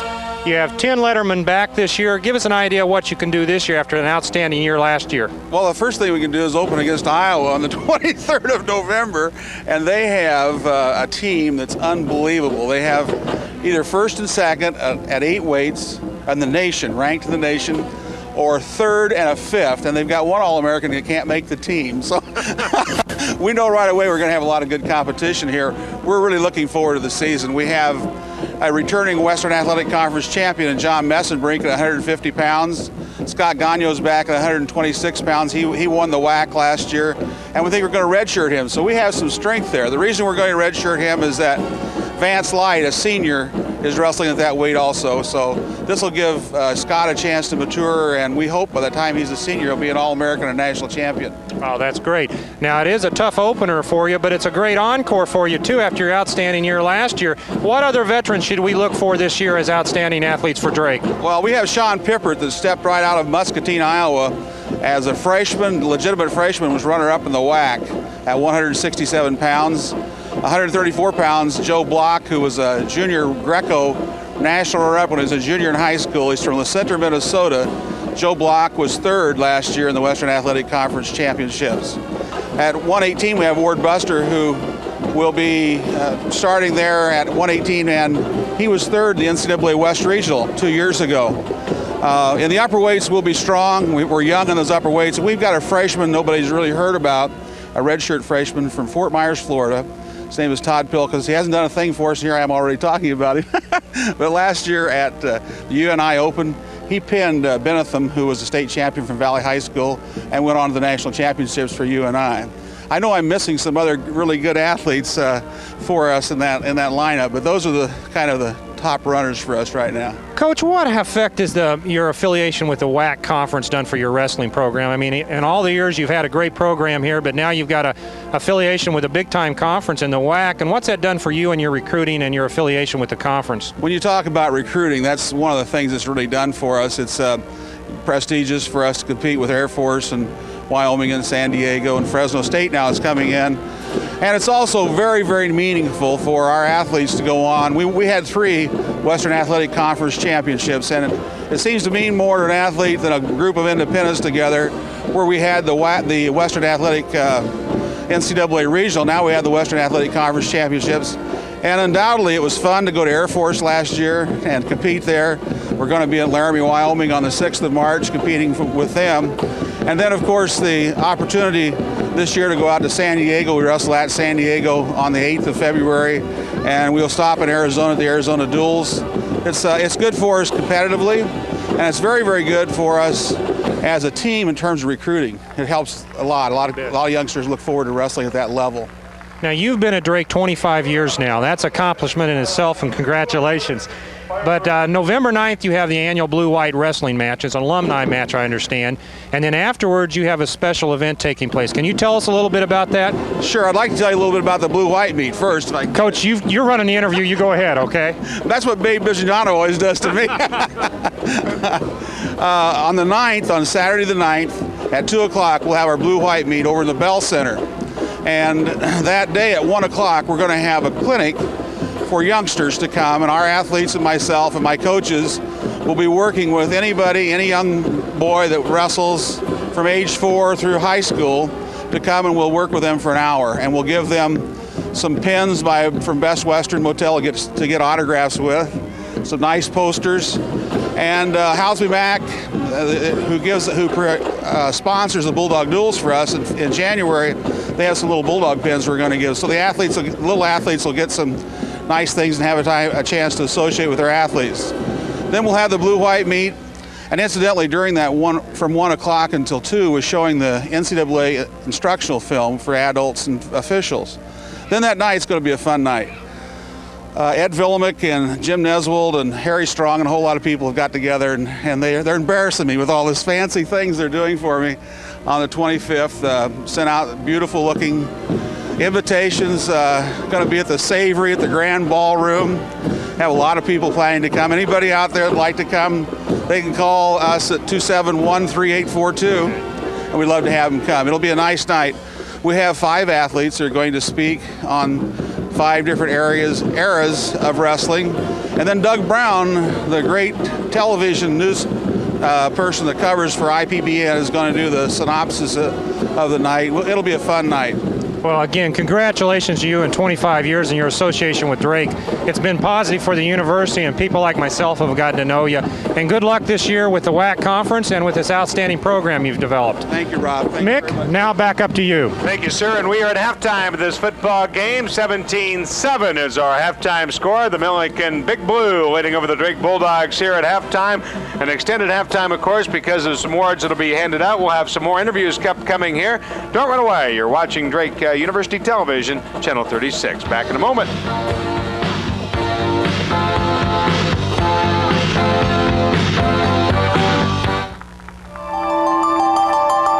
In tomorrow's college classroom, the keyboard will be as important as the chalkboard.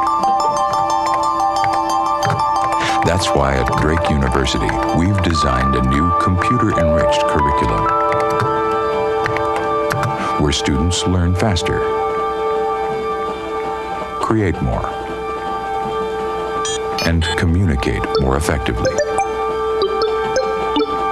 It's a challenging, rewarding environment that's given Drake one of the highest placement records in the country. And it's an environment in which students develop strong working relationships with their curriculum, instructors, and computer.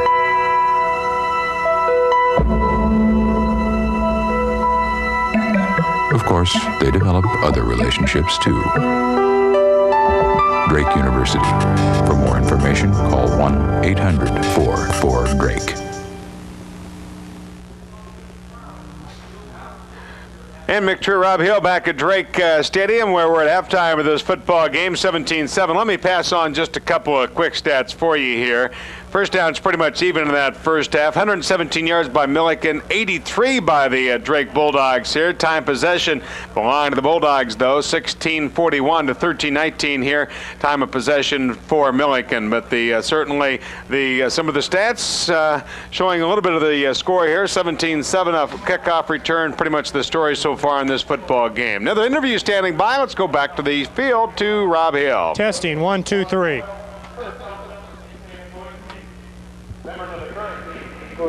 We're back at Drake Stadium with the Millikin Big Blue 17, the Bulldogs 7. And at halftime, again, with our second interview today, we have Steve Gerhardt, the ticket manager at Drake University. And Steve, a lot of things happening right now with Drake Athletic Tickets. Tell us first of all about the special event tomorrow with the tip-off classic program that they have at the gymnasium. Rob, at 1 o'clock starting tomorrow, our doors will open. It will be a fun-filled day, I think, for all the Drake supporters and their families.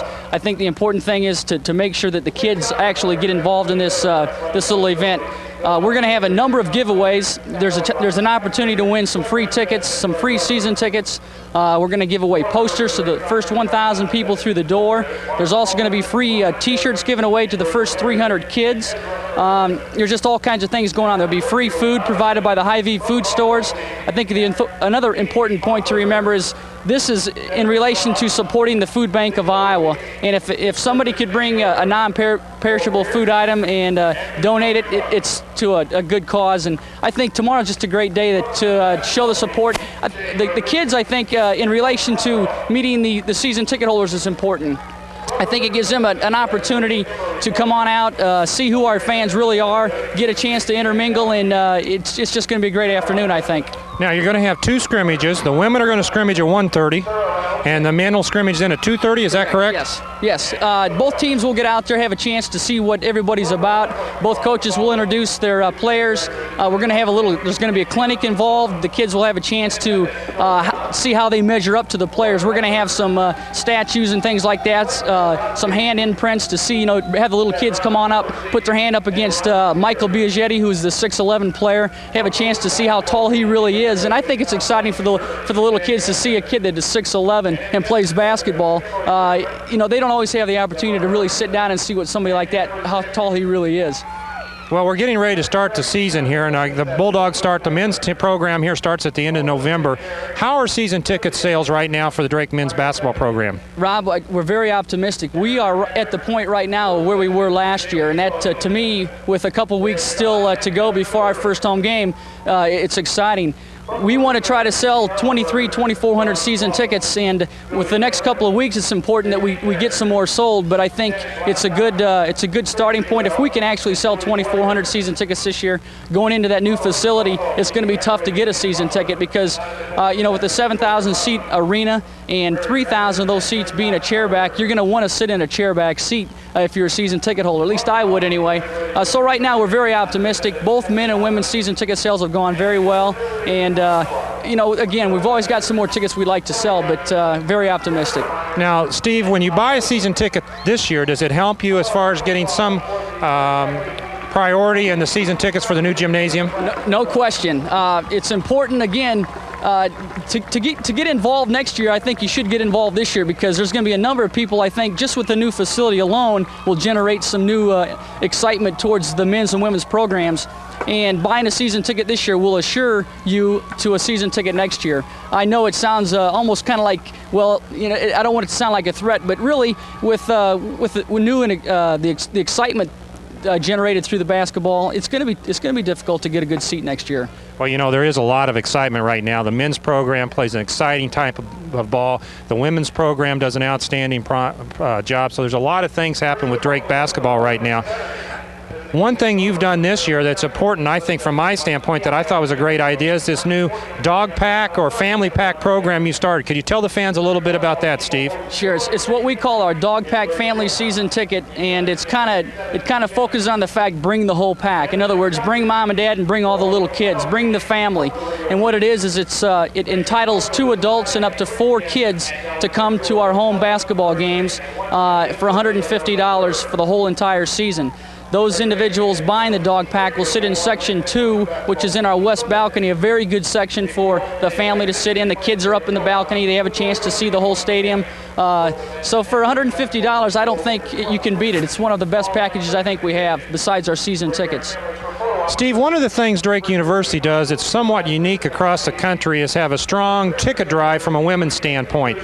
The women get out, they sell tickets, they sell season tickets, and tell me a little bit about, and our fans, about the women's season ticket program and how we're doing this year with sales. I can't say enough about the women's ticket campaign because of the workers we have. They're all volunteer, and they're a great group of people, and I think they're great ambassadors for Drake University Athletics. What we do is we actually have 4 different teams, and we set them up in teams, and they go out and they solicit individuals to buy season tickets. And I think this whole campaign was started by Carol Baumgarten back in her coaching days, and it's a great campaign. And I can't say enough about the individuals that work and volunteer their time to come on out and try to support the women's program. They do an excellent job, there's no question. Steve, if someone's interested in basketball tickets, where do they call, who do they get a hold of, and how do we take care of this? Well, I think the best way to do it is come on out tomorrow at 1 o'clock and see what it's all about for our tip-off. There will be information tomorrow provided at that tip-off function. If you aren't able to make that, the best way to do it is to call our ticket office at 271-3791, and we can send information through the mail. Stop by our office anytime you like. Our hours are 8 till 4:30, Monday through Friday, and we can sit down and I can actually show you on our seating chart what we have available for season tickets. I think the best way tomorrow is just come on out and see what takes place, and we'll go from there. Okay, 1:30, Drake Fieldhouse, the tip-off for the Drake basketball program. Steve, thank you very much. Thank you. Mick, back to you. Thank you, Rob. And we are still at halftime here, an extended halftime because of the introductions of some of the fine students we have here at Drake University. We'll take a break. 17-7. Millikin leads over the Bulldogs. We're at halftime.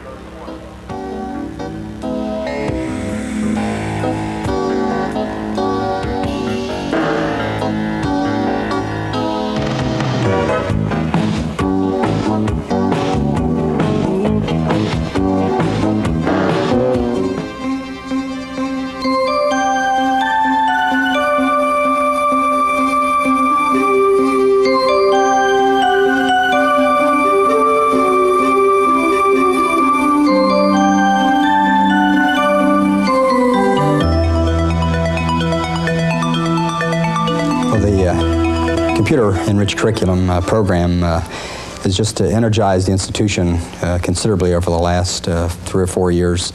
It's just added immeasurably to the institution, and it's changed our culture in terms of how we go about doing our work, the kind of expectations we have for students, for faculty. But clearly the spirit of the institution is transformed fairly dramatically by the use of technology. If one ever compromises quality, whether it be programming, the use of technology, or human resources, you're behind the curve. There's clearly a commitment to quality is number one, and then express that a lot of different ways. In our case, we chose to express it largely through the use of technology. I think it was a great idea that they first came up with, to have all freshmen, having Macintoshes in their room, and I think it's only going to grow each year. I think, like I said before, everyone's going to have one on campus. A lot of my friends at different colleges, I've told them, oh, each of us have a Macintosh in their room. They're like, oh, they just get, you have a Macintosh in your room that you can just use. I'm like, yeah, all freshmen do, So it's been a lot of fun. We are incorporating much more writing into our courses because we know they have the Macs, and we know they can not only write but revise fast. And so I think there's been an increase in the demand level on the students because we expect them to be revising their writing on a much more regular basis than we used to when we didn't know what kind of access they had. It's made it a lot easier for me. You can concentrate on different, more important things rather than, worrying about rewriting a paper 6 times. You can worry about the content, not the context of it.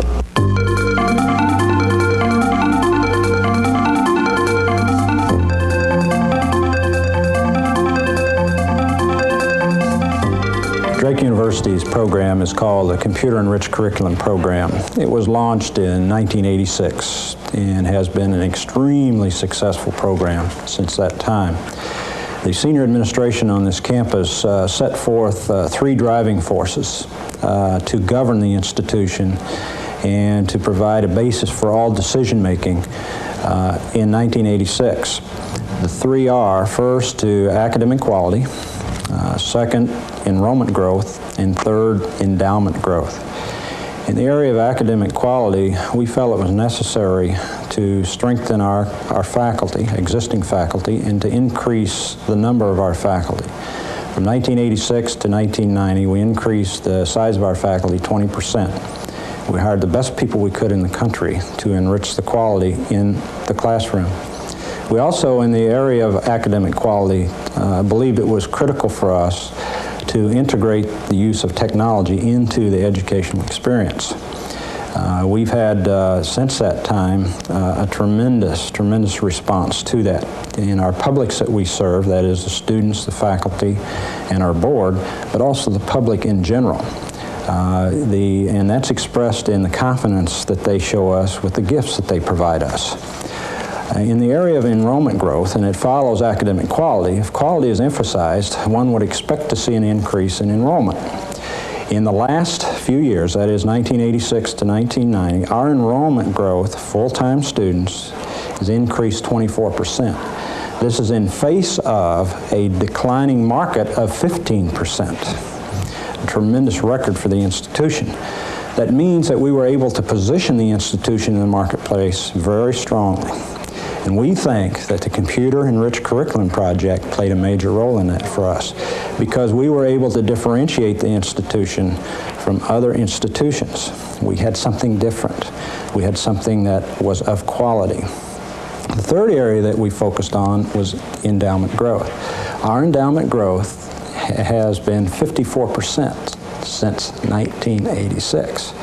So we're very proud of the record, and we think that the Computer Enriched Curriculum Project has helped us to provide a level of support, a level of strength in the marketplace, and it provides a basis for us to spring forward in the 90s.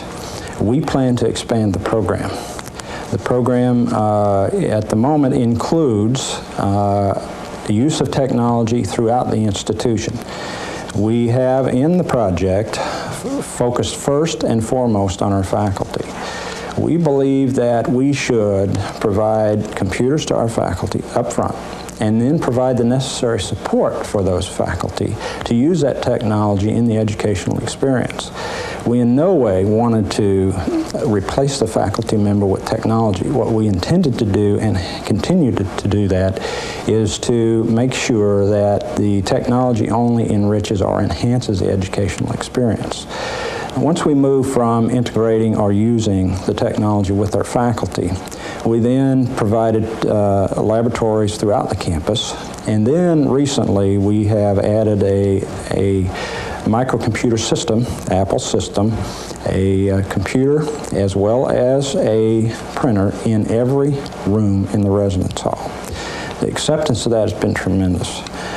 We find that families ask us in our recruiting efforts, what's going on in the residence hall, what's happening with technology, how has that helped the educational enterprise? And it presents for us a real opportunity to talk about the strengths of Drake and how technology has helped us in that area.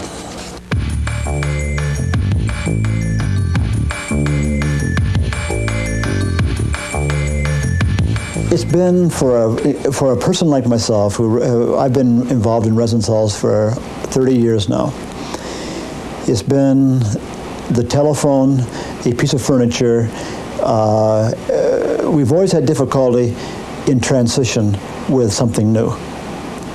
This project has been absolutely an advantage, a niche, a comparative advantage.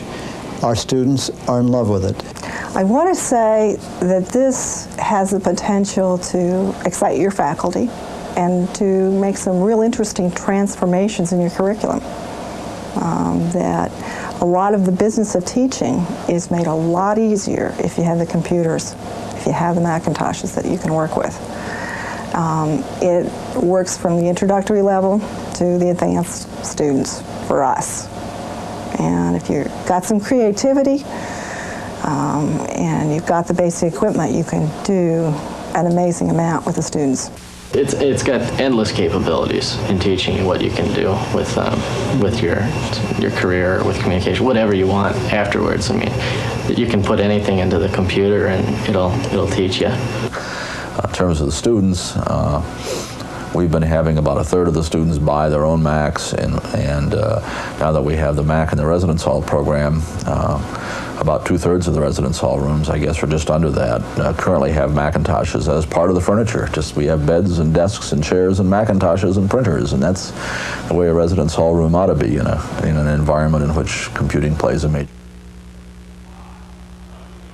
Victory Rob Hill back at Drake Stadium, 17-7. Millikin leading over the Drake Bulldogs. Halftime statistics here, certainly possession time belonging to the Bulldogs. Offensively, a little bit to Millikin there.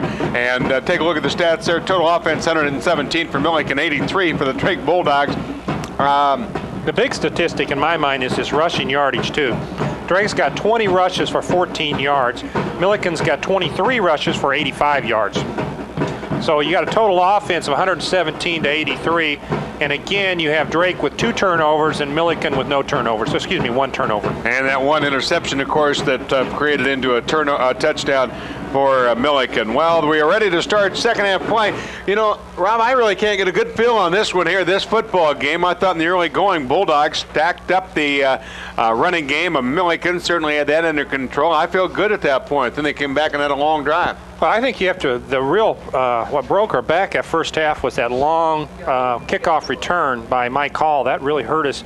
And I could kind of agree with you, Mick. There's no flow to this game whatsoever, and my concern is that Millikin will just take the ball and eat up 5-6 minutes of slug and hurt the Drake from an offensive standpoint with this running game. One good thing, the Bulldogs are going to get the football to start things off here in the second half. 15 minutes on the scoreboard. We're ready to play action here. Micture Rob Hill and the Bulldogs in their blue uniforms. Millikin of the white, little squib kick's going to be fielded by Donald Swing at the 25-yard line. Looks to the near side, gets to the 30, 35, powers his way to the 38, 39-yard line. Big Donald Swing, the fullback, had to pick it up that time. Millikin continues to kick the ball low. I'm not sure that's because they have a kick. It may not be because they have a kicker that is not a good kickoff person, so they're kicking the ball low, and Drake's had a hard time handling it, although they've ended up with good field position. Well, the Bulldogs will start first and 10 here from their own 38-yard line. Lone back will be Swing in the backfield. Jamie D'Angelo gets the starting nod at quarterback, going to Peterson on the out. Got held up a little bit outside there. Timing pass to Brick Peterson, and Peterson got held up momentarily. Incompleted pass. Jamie D'Angelo getting the starting nod. We saw Blake Pilgrim in the first half. Jamie came in the latter part. And Jamie's in there because Jamie is mobile and will create a lot of things for the Bulldog offense. The first pass we saw there is probably a situation where Jamie just hadn't had that much practice time in the last few weeks as he recovered from his injury. Going to bring up second and 10. White in the backfield, a tailback spot here. Man split left and right. Option play to the right side. And Jamie turns it up. Can't flip it out. Going to lose some yardage on that one. Got held up right at the start of that option play and never did create anything. No, if you look at the Big Blue defense that time, they defended the option the way it's supposed to be defended. They strung the play out. They had assignments on each player. And then Jeff Forsberg came up to make the tackle on Jamie and made a very solid hit. Going to bring up third down, 3rd and 12 situation just underway, third quarter. 17-7 Millikin on top. Bulldogs with the football and a big third down play upcoming now for Drake.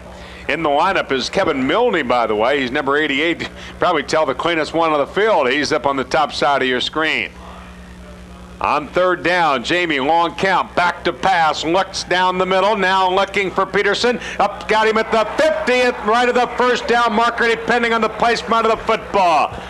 Well, if they are fair to him, they're going to give him the first down. If they aren't, he won't get it. I believe he's got it. How do you call it, Rob? I think he's got it right on the line.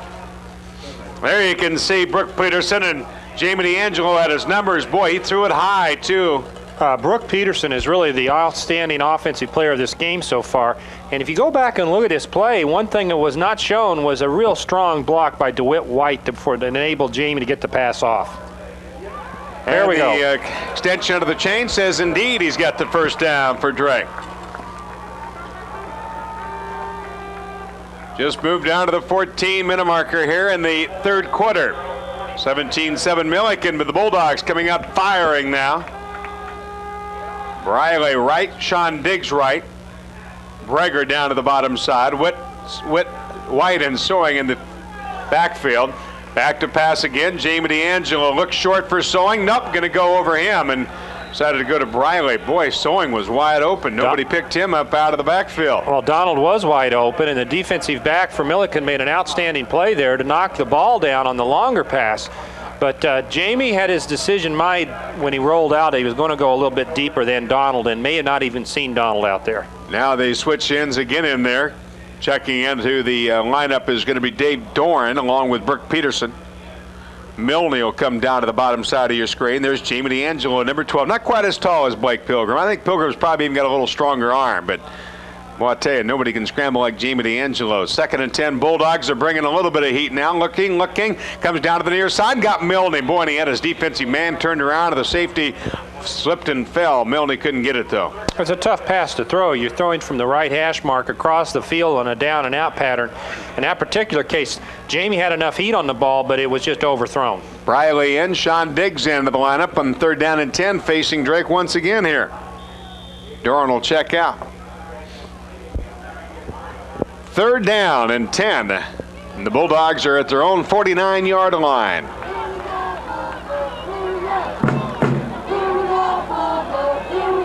See if, well, I'll tell you, Millikin looking for the pass here.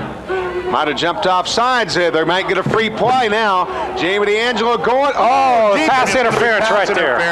Man, I'm going to tell you, Briley was nailed. I don't think we'll probably have it on tape, but Chad Briley got nailed. The ball was no more released from the quarterback, and I'm going to tell you, the safety nailed him and knocked him right to the ground, and the penalty flags are out all over. First the offsides by Millikin, and now an interference called against the Big Blue. Yeah, Tom Egan, or the defensive free safety, just really nailed or hammered, whatever you want to do, on our wide receiver coming across the middle so that he didn't have a play on the ball whatsoever. I don't know if we have any replay on this or not. Maybe we can even see him later on. Apparently we don't, but I'll tell you, he really got nailed, and that is going to be a play.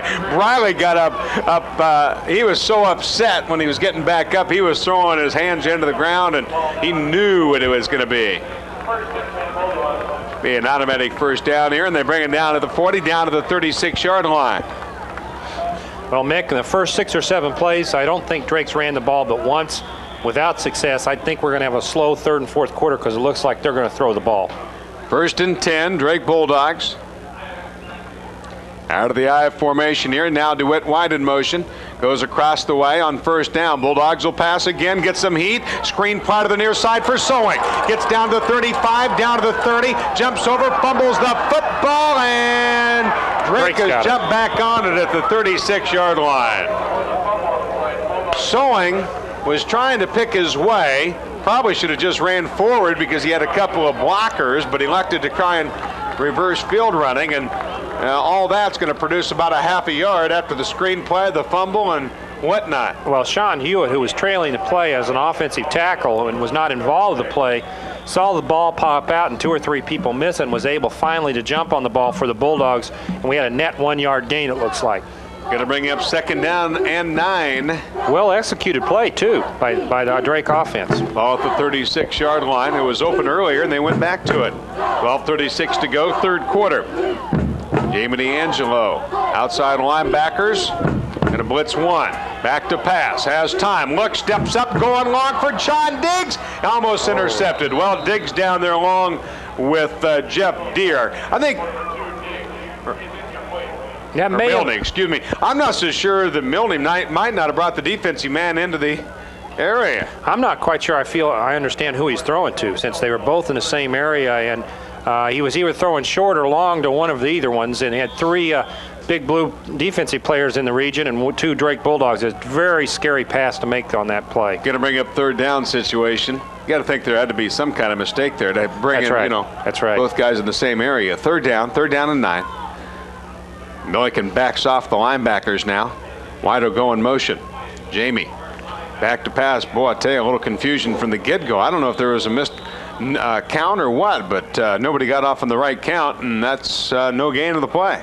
Jamie's pointing to himself and saying his fault that he missed something there. The offensive line didn't even move on the snap. It's just a lot of problems on that play for the Bulldogs. Going to try and punt it into the corner here. Piper will come on now. 17-7, Millikin leading over the Bulldogs. Piper will be standing at midfield. Millikin with 9 guys up in the line of scrimmage here. And they'll set up the return. Gets a good boot off. Fair catch called for. He'll stop it at the 12, and that's where Millikin will start offensively here with 11:39 remaining in our third quarter. 23-yard punt by Chris Piper, and now we'll see the Millikin offense onto the field here, including their big fullback and quarterback Richard Harvey, the senior at 5'9".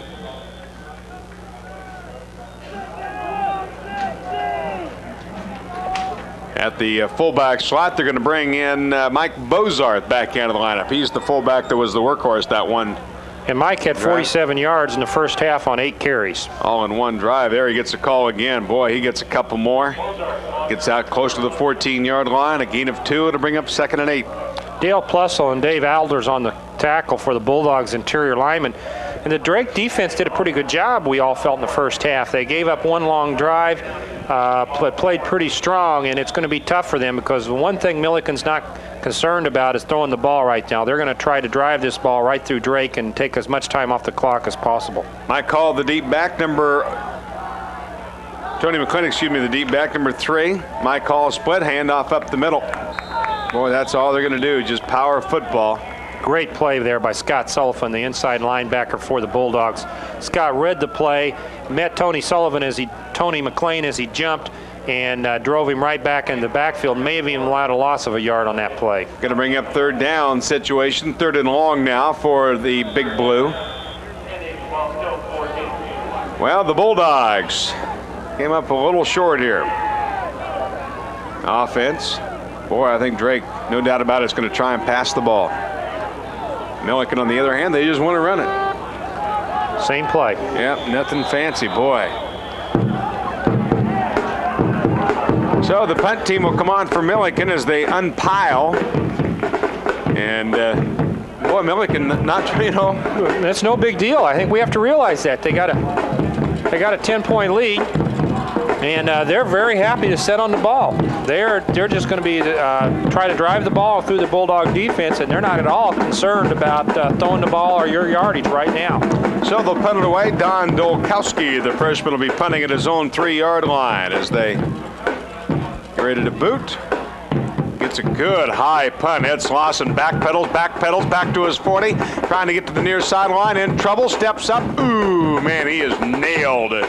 For a little or no game. Here's some scores. Oklahoma State leading over Iowa State 6-3. Oklahoma leading over Kansas 34-3. Ohio State into the first, leading over Michigan State 7-3. Texas A&M tied up with Houston at 14-14. Wisconsin leading over Indiana 17-zip. Notre Dame in the third over USC 14-7. Northwestern leading over Illinois 7-0. And Nebraska, big lead over Missouri at halftime, 42-6. Drake with the football, 1st and 10 here. 1st down and 10. Bulldogs pitch, short side of the field. White, he gets to the 45-yard line before being knocked out of bounds. Pitched the ball into the near side, the short side of the field by the Bulldogs. We haven't seen that play today, and in fact, that's the first time we've seen a play that's really gained over 3 or 4 yards. We're able to pick up 5 yards on that play. Brings up 2nd and 5 for the Bulldogs.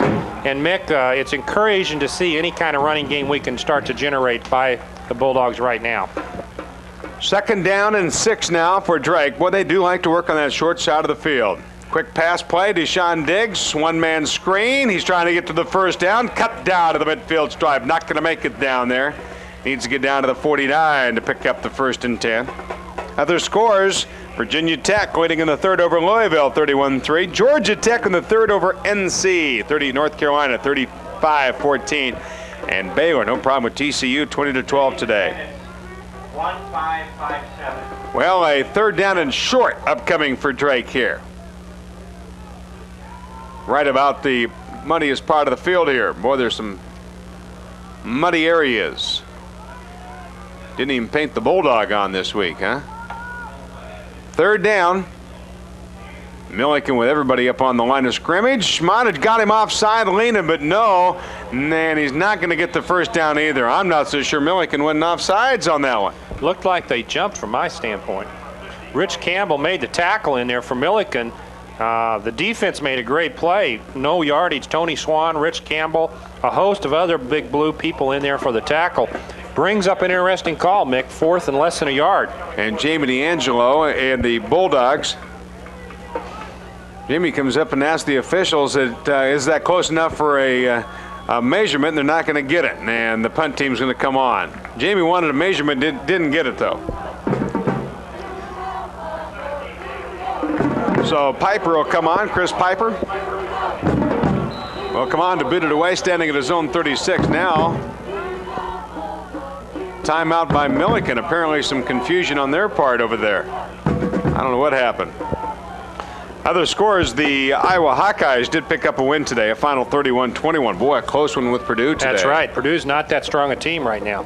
And Iowa State really in a slugfest with Oklahoma State, 6-3, that game in the third. Could be a low-scoring game since Iowa State's lost both their 2 top quarterbacks. And Oklahoma State's still looking for a win this year. 17-7 our scores. You can see Millikin leading over the Drake Bulldogs here. We're in our third quarter. That was the score at halftime. 8:05 yet to play in the third quarter of this football game. Now Millikin getting all the return team in there. Back to return is going to be, well, it's listed Jeff Forsberg, but that is not who it is going to be for Millikin. It's going to be David Peabody. I thought the timeout may have Drake thinking about going for this 4th down, even though it's at the 50-yard line, but to get a little offense going here. Piper at his own 36. Gets this good snap. Good kick. Yeah, good kick. Fair catch called for again, and he'll field at the 21-yard line, and that's where the Big Blue will come on offensively. Well, Millikin 4-2 on the year from Decatur, Illinois.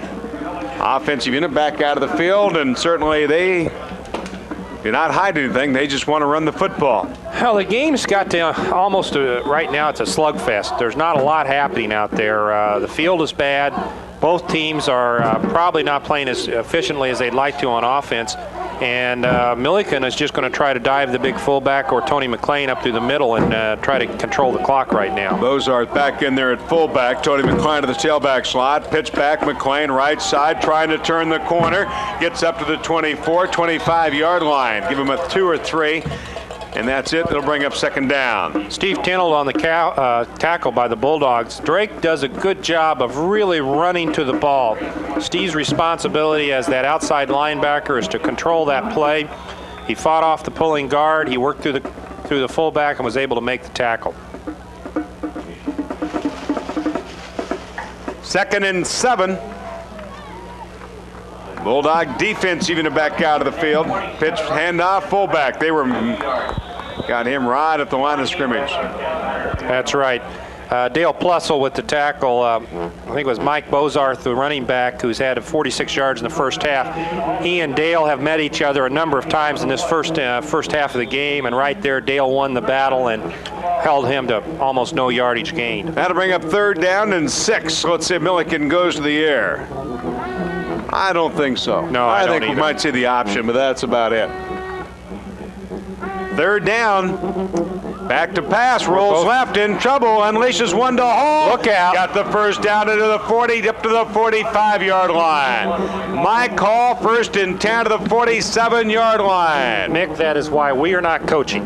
That's exactly right. Bulldogs probably thought they were going to do the same thing, but a little play action roll left hole was wide open. Yeah, all Mike Hall did was start out on the right-hand side of the field and run across the middle. Take a look at this play right here. Here's the replay. Roll action to the left. You can see Mike Hall start at the bottom of your screen, runs directly across on a crossing pattern and breaks it away down the sidelines for a very nice play by the Big Blue. First and 10, Millikin. Hall comes in motion across the Y as they get to the 47. Hand off to the fullback. Slipped and fell as they are working in some pretty muddy area up there. That is a very muddy area of the field today. Ball carrier that time again, big Mike Bozart, the 5'9 senior at 212 pounds. That'll be no gain to the play. Brings up 2nd and 10 now for Millikin.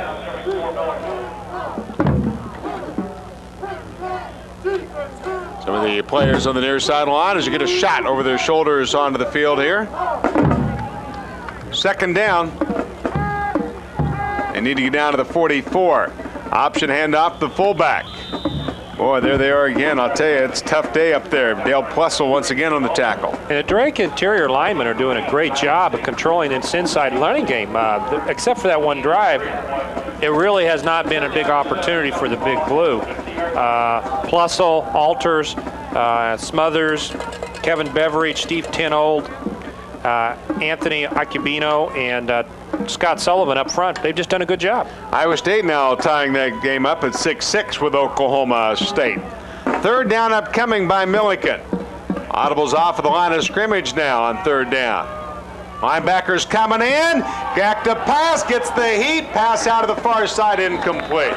Well, I think you probably read the blitz incoming, and boy, they did put on some heat that time. Had to get a quick release out of the far side. Incomplete pass. Pass intended for David Gruber, and it'll be 4th and punting situation for Big Blue. Well, Drake took a risk there. They put everybody in man-to-man defensive coverage. They brought all their linebackers and their defensive end, enabled them to put pressure on the quarterback who threw the poor pass. 4th down situation, 4th and 7.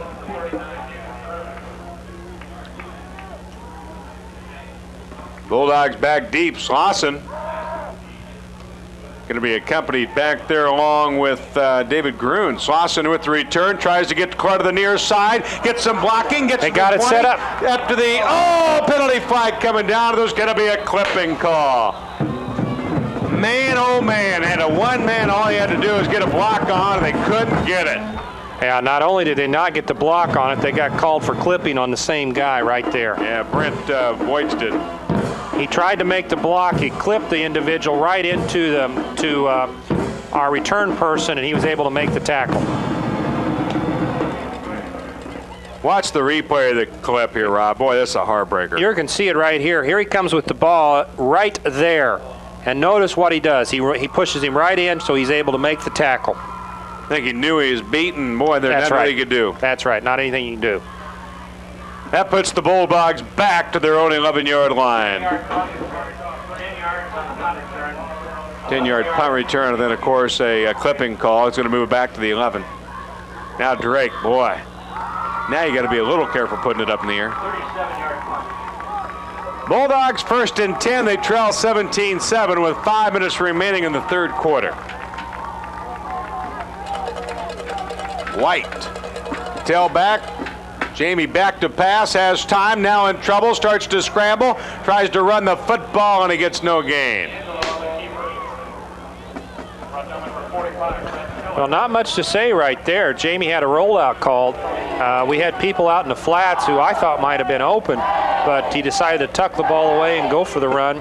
Brett Keller, the linebacker for the Big Blue, played it very well. He was able to stand his ground in his zone and then come up and make a sure tackle on Jamie D'Angelo. That'll bring up 2nd down and a long night. Sean Diggs, Briley split left. Out of the I formation of the Bulldogs here. Millikin looking for pass. Jamie D'Angelo, pitch left side, White trying to turn the corner, gets some blocking by Stanfield, and he gets up to the 14-yard line. Had some blocking out on the corner, didn't he? He really did. There you can see a good shot of DeWitt White getting up after the tackle, number 18. A little muddy out there today. We just haven't been able to get anything going from a running game standpoint today.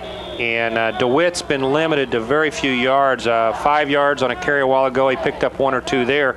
And that makes it a tough job on your offense when you're trying to pass all the time. 3rd down and 7. Here for Drake. Jamie D'Angelo calling the signals. Wide in motion, back to pass. Jamie starts to break down, scrambles out, throwing, and he's going to be caught from behind. Boy, Jamie, well, I'll tell you what, they really put on some heat from the outside there. Big number 89 coming in there to make the stop, and Jamie didn't see him coming from behind, and that'll be a punting situation. Bulldogs didn't do much with that possession. Let's take a look at the replay on this.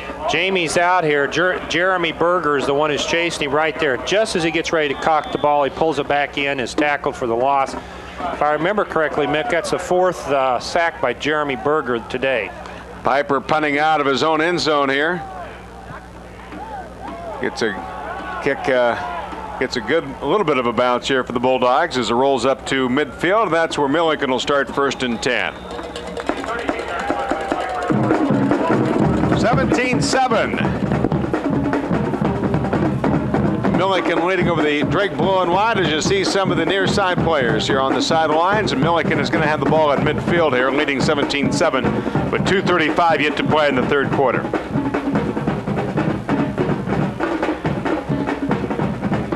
So Millikin, who likes to run the football, will no doubt go back to the ground game here, and they hand off to the fullback.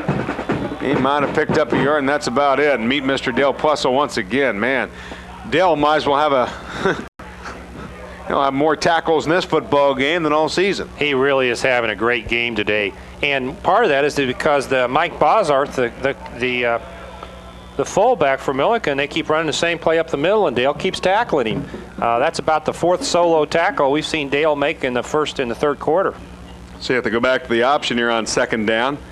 And, man, that handoff to the tailback almost barely got it there. He was up and over, and Bulldogs right there defensively. Who else? Sullivan was in there. Who else in the Beveridge? And Tenold. Same group we've called all day. The defensive line of Drake does another good job. Well, look how dirty. Boy, I tell you, they're filthy down there. There's Millikin. There's some of the cheerleaders on hand. Didn't want to get the picture taken. 3rd down and 10 upcoming here for the Big Blue. At midfield, might have lost a little yardage here. Bulldogs show blitz, back off, back to pass. In trouble, there's Mr. Beveridge on him. And boy, what a nice job by Drake's defense once again. Kevin Beveridge and then Todd Sauer also on the pressure. You just can't say enough about the defensive effort we're getting right now from the Drake defense. The defensive line is really dominating that running game and playing very, very hard. That'll bring up 4th and punting. Another loss is going to be 4th and long. 4th and 20 now facing the Big Blue. We're under 1 minute to go in our 3rd quarter. Big Blue leading 17-7. Punting it out of there for them is going to be Don Dolkowski, who probably has the cleanest uniform I've ever seen in my life. Man, nobody blocked the incoming man. Fair catch called for here. And indeed they will, and the Bulldogs will start at their own 29-yard line as Drake couldn't get a return that time with David Grun. So the Bulldog offense even comes out of the field with 42 seconds to play in the 3rd, Rob Hill. I don't know what to expect here, Mick. We're going to have to throw the ball. No question, we're not getting any opportunity to run it. But I think we've got to start throwing some quicker patterns. Millikin is really quick on their pass rush right now. They're creating some havoc for us, and we may have to go back to the short passing game as we did against Dayton and try to get a little momentum here in our passing game. Millikin has not allowed a point in the 3rd quarter this year. They've outscored their opponents 30-0 in the 3rd quarter, and they're working on it right here. Here's time for Jamie D'Angelo. Goes short. Passes like that. Yeah, completed pass that time to Chad Briley as he rolls down on the far side of the 34-yard line. The clock ticking down to the half-minute marker here in our 3rd. There's Briley. Jamie D'Angelo, number 12, not quite as tall as Blake Pilgrim. Jamie at 5'11". Pilgrim only shows him about an inch taller, but I would guess a good 2 or 3. Yeah, remember, we're only 10 points down. Exactly right. The game is not out of reach. The game has slowed down. The motion slowed down. It's just not a fast pace, a fast, quick game because of the field, and we can still come back and win this game. 4 seconds, 3 seconds. Jamie hustles up there. He is not going to get the play off in time, and that'll be the end of the 3rd quarter. We're going to the fourth quarter here at Drake Stadium, and it's 17-7. Millikin leading over the Drake Bulldogs. Don't run away. You're watching NCAA football on Drake University Television.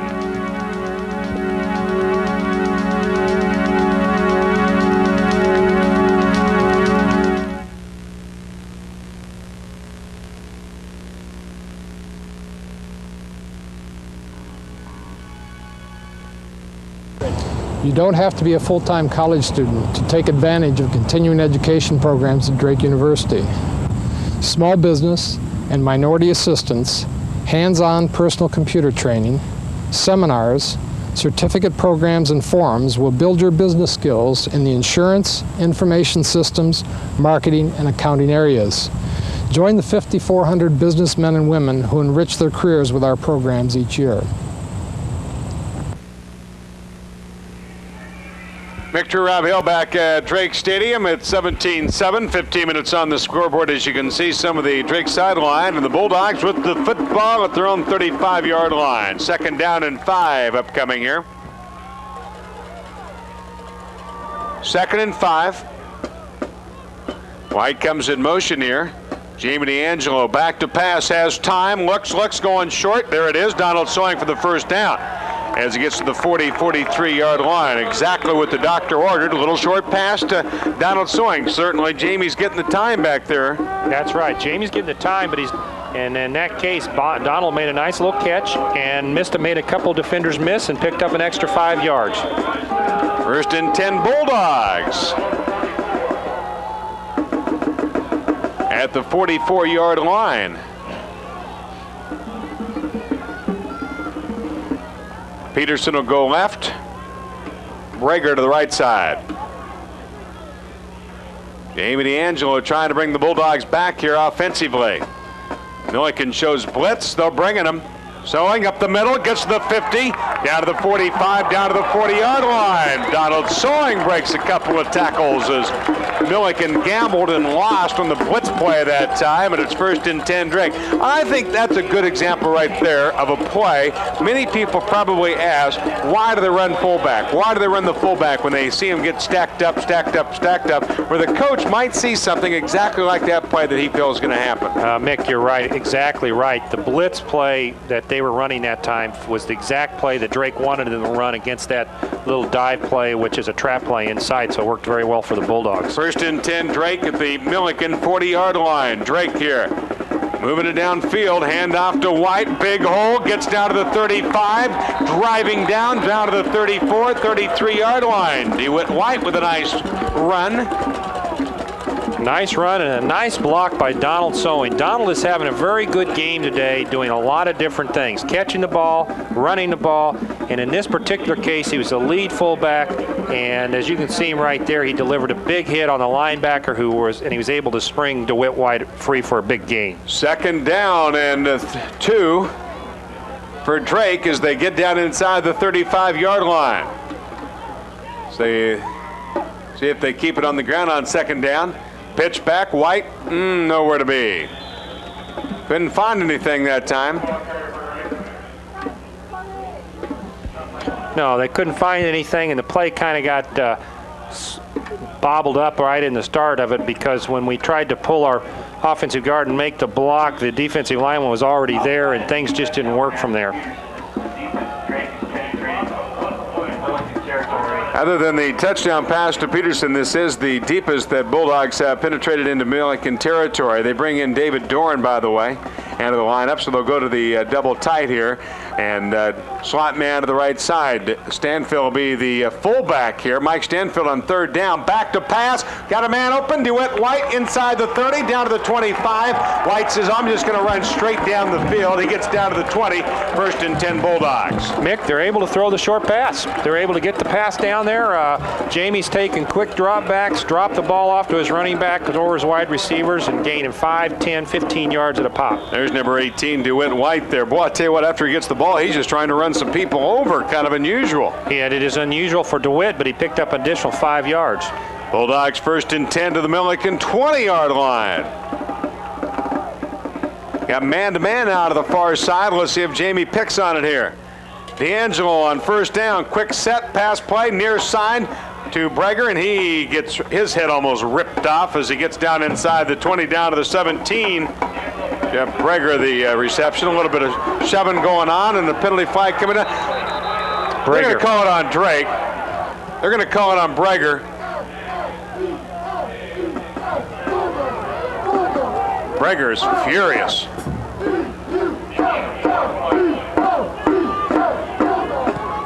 But the penalty is going to go unsportsmanlike conduct against Drake. I don't know. The last shove I saw was Millikin, but apparently something happened prior to that. Yeah, I'm not sure who started the shoving, but it's always unfortunate if you get caught that 15 yards is against you. And Jeff's the one who got caught. They both shoved each other, but Jeff got caught. Boy, not a good place to have it happen either, Rob Hill. Well, you can't have that happen. When you're down 10 points, you're driving the ball, you got to maintain momentum, and you cannot have a negative 15 yards. It puts you in a very difficult position this place in the field. Second down and 19 now facing Drake. Man, what a terrible time to have that. Back to pass, Jamie Green plays a screen to Sean Diggs. It's going to go 25-20, down to the 18-yard line. Oh, wow. What a hit. Jeff Forsberg again. Jeff's had 2 big hits today, and a great call by the Drake coaching staff, one of their favorite plays, but he did not go any further than Jeff Forsberg. There's Deshaun Diggs, number 2 on the coaching there. You can see some of the coaches on hand. Players, second and third down upcoming.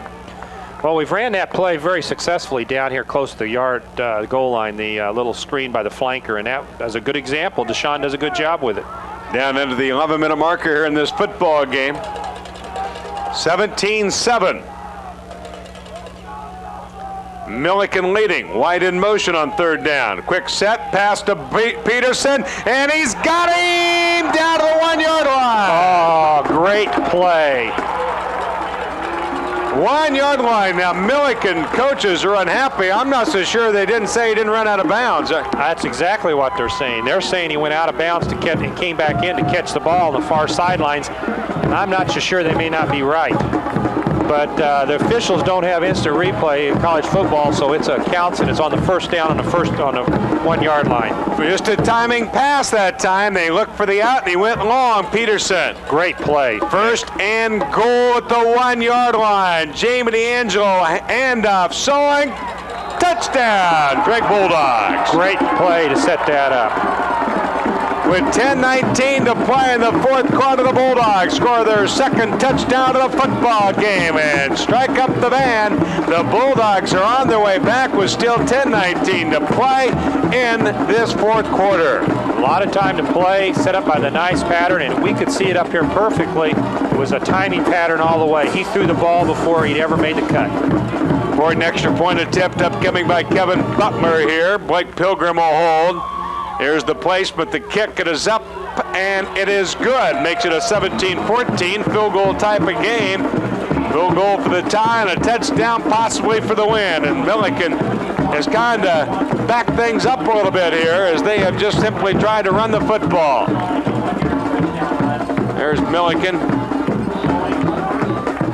Drake, I don't know if we can get a shot of the Drake coaches here on the near sideline, but all coaches were out there on the field with the official there questioning, I'm sure, that unsportsmanlike conduct call. That's right. I think we're going to finally get some justification on what the call was. Here you can see Rob Ash.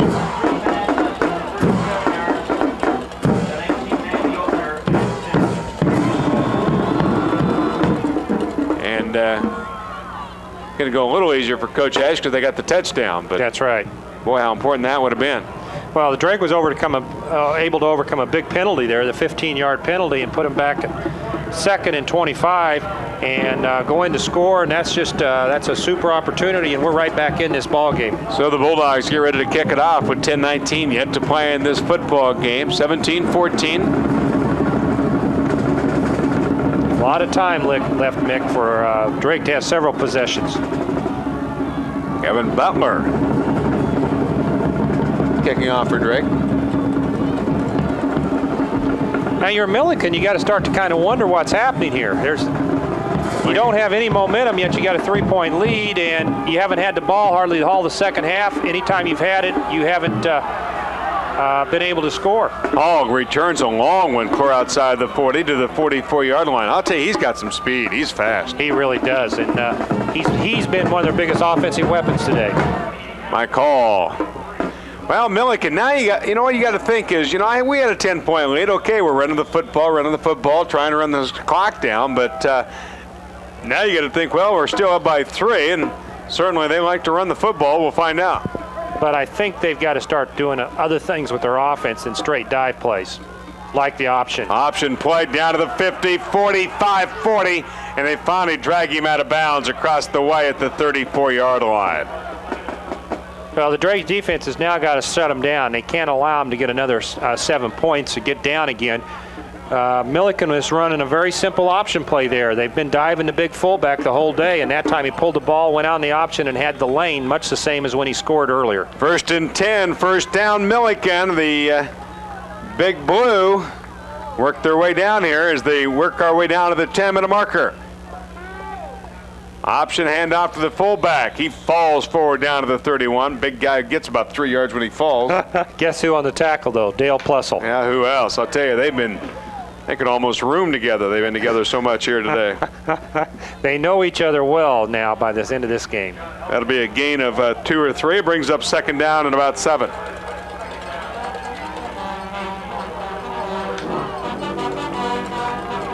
Out of the eye, man split left and right. But Millikin produced some yardage on the ground, and boy, they can work that clock.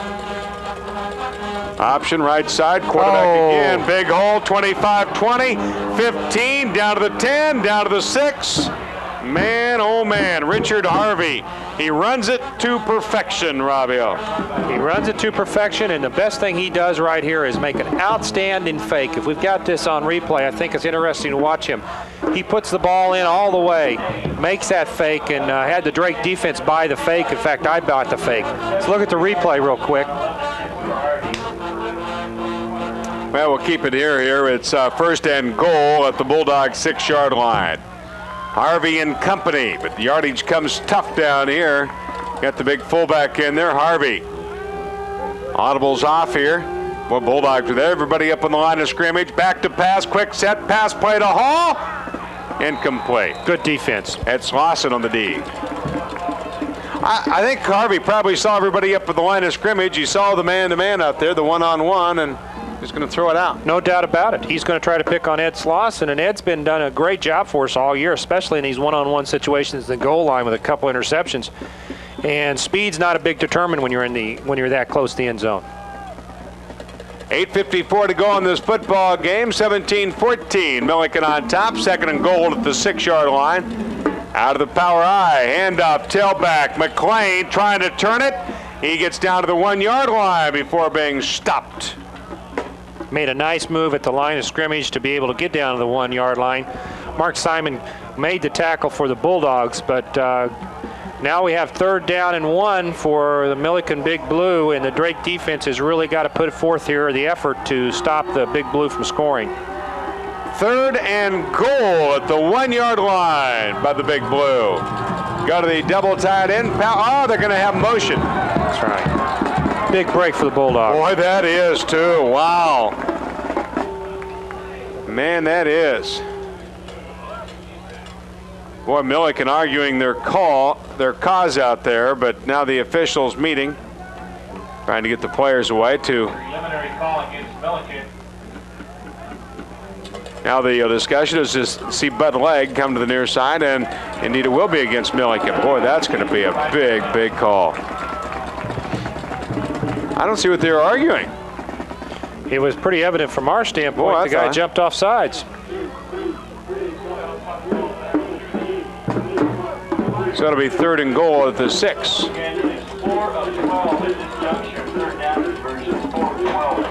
Millikin on 3rd down. 3rd and goal. Of course, you can look at 2 downs, I guess. They lead by a field goal here.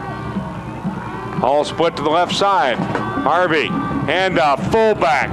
Gets inside the 5, down to the 3. Final score in innings, Iowa State 6, Oklahoma State 6. 6-6 all finished up at Iowa State. Boy, that was a quick game. That was a 2-hour-and-a-half game. Started the same time this game did. Started at 1. Oh, 1? 1 o'clock, and that was still a quick game up there. Offensive powerhouse, 6-6. A lot of points. Well, 4th and goal upcoming and field goal attempt upcoming here for Chuck Fisher. And boy, that's going to be a big difference between a field goal and a touchdown. Oh, wow, it keeps Drake in the game. You bet. Win it for you. He'll be kicking in a 20-yard attempt here, and now they're going to take a timeout. We'll take one as well. 17-14, back to see if Millikin can make the field goal. Don't run away. You're watching Drake football on Drake University Television.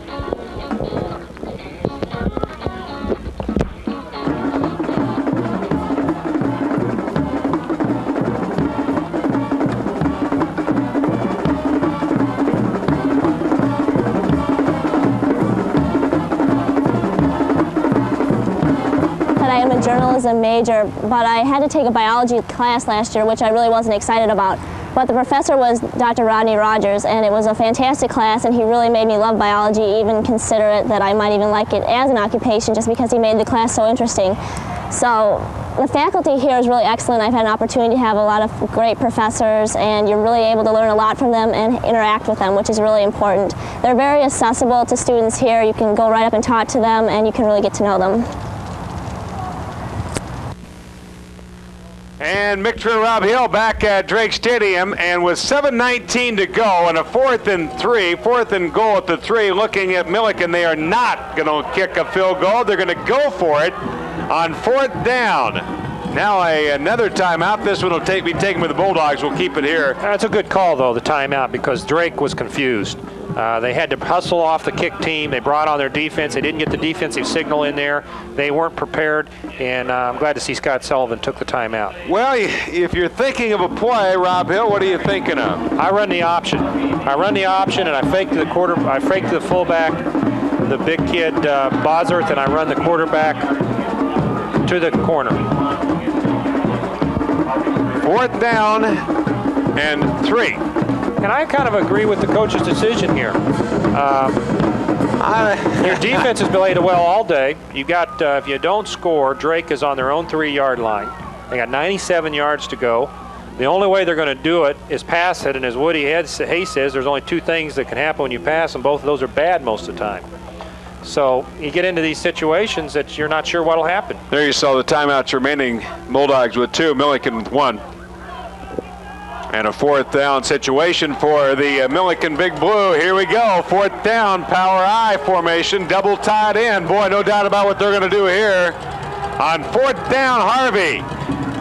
Option right side pitch, McLean, touchdown. Second effort, and Tony McLean gets in there. Wow. And it was ever so close. I thought the Bulldogs might have had him stopped. I think we had the right defense called, and we missed the tackle. We had him in the backfield. Tony Icabino did, and we just missed the tackle. He made a great move, scored, and now we think the coaching staff for the Big Blue made a smart decision. Well, they go up by 9. Now an opportunity to go by 10 as the extra point attempt upcoming here. The Fisher kicking. The extra point. Here's the placement. The kick. It is up. Boy, did that make it? No, floated to the right side. 23-14 though. Millikin taking the lead here. Wow, what a tough break. The Bulldogs could have been able to stop him there. Well, they've ran out of option, and their quarterback, Richard Harvey, is tough on the option. And that time, instead of him holding on the ball very long, he pitched it quick. And we were told by the coaching staff that Tony McLean was a quality running back and had a lot of moves, and he showed us one right there. Let's take a look at the replay. We can see the fake right there on the pitch. The pitch is quick, right there, 2 people, and he's able to score. So he was able to go 4 yards through 2 Drake players. Boy, you're right. That one missed tackle right there. 7:14 though remaining in this football game. The Bulldogs need a big return here. Peterson will do it. White. Boy, how nice it would be Drake could return one. Rook Peterson's came close today. He's broke 2 long kickoff returns. And let's see how they kick the ball this time if they squib it down the field again. And that's been pretty much the story so far. Sewing had to return one. Another squibber.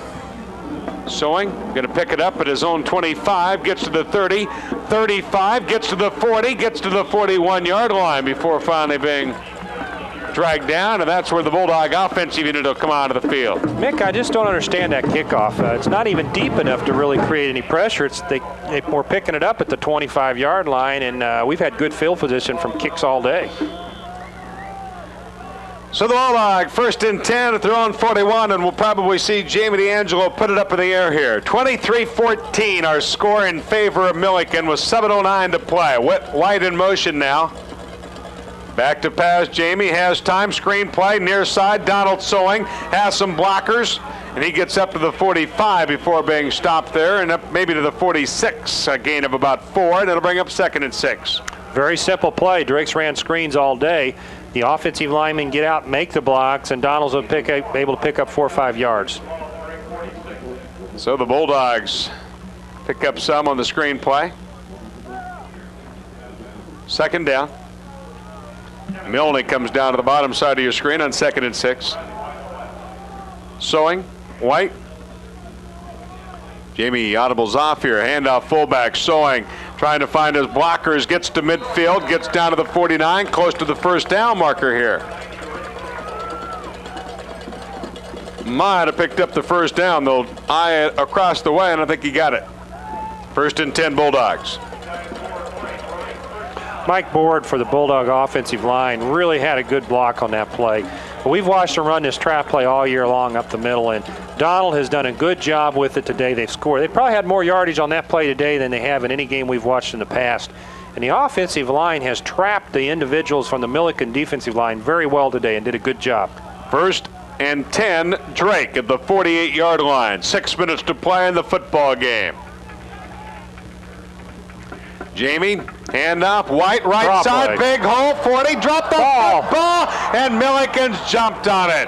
Oh, man, big hole for DeWitt White, and then he dropped the football, and White, and they jump onto the 35-yard line. Man, what a tough break for Drake. Tough break because it was a great call and a great play. He picked up 15 yards. Let's look at the replay with DeWitt White on the draw play.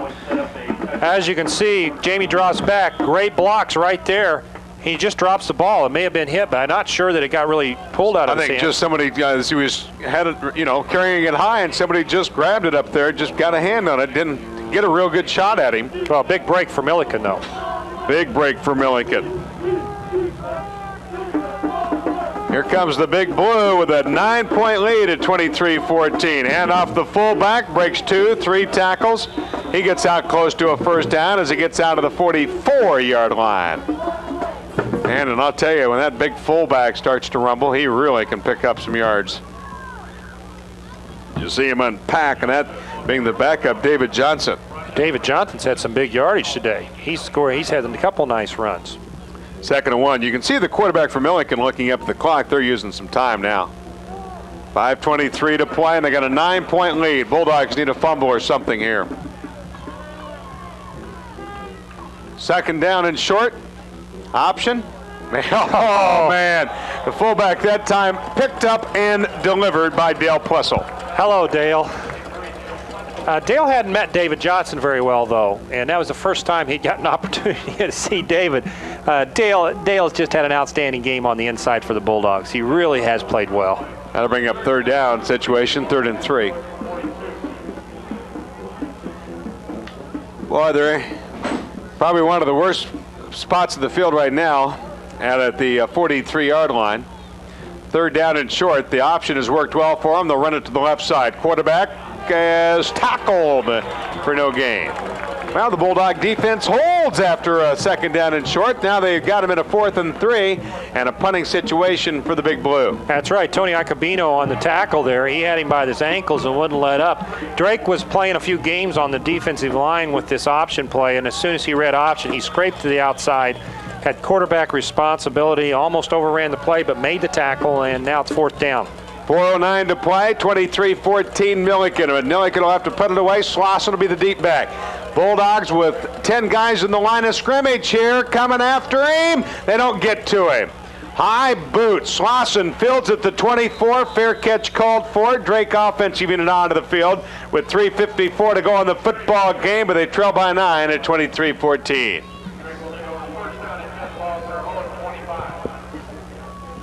Well, a football game that we pretty well expected. Millikin liked to run, Drake liked to put it in the air. But you got to keep thinking back to a couple of things. Number one, the kickoff return by Millikin after the Bulldogs had scored, and number two, going forward on 4th down. That's right. 2 big plays today, I think, have been tough on the Bulldogs. 1st and 10, Drake. Got 3 ends, make it 4 as White comes in motion. They're blitzing from the outside, looking for a man, has Breger down the middle. He finds him at the 40-yard line, gets to the 45, caught up to the 47-yard line. Jeff Breger came across the middle and nobody was there. Penalty flag down. Going to be a personal foul. Unnecessary roughness hitting the quarterback. Yes. Too late. Roughing the quarterback. Jeff Breger made a nice catch coming across the middle there, and Jamie was able to get the ball off even though he's hit after the ball was thrown. And big play for the Bulldogs. You betcha, and they'll tack on some more right now. Clock stopped now with 3:46. So let's watch the replay here on this. Let's see Jamie drop back on the play action here. You can watch down the middle of the screen, and we can see if we pick up right there as Breger coming across the middle, makes a nice catch and picks up another 10 yards. Good pass and catch. 1st and 10 Bulldogs. They move it down inside the 40, down to the 38. Sean Diggs caught to the right side of your screen now, along with Briley. Now wide in motion. You'll have trips right. Blitz coming in. Jamie didn't see it in time. Boy, I tell you what, he really had a head of steam coming in on that far side.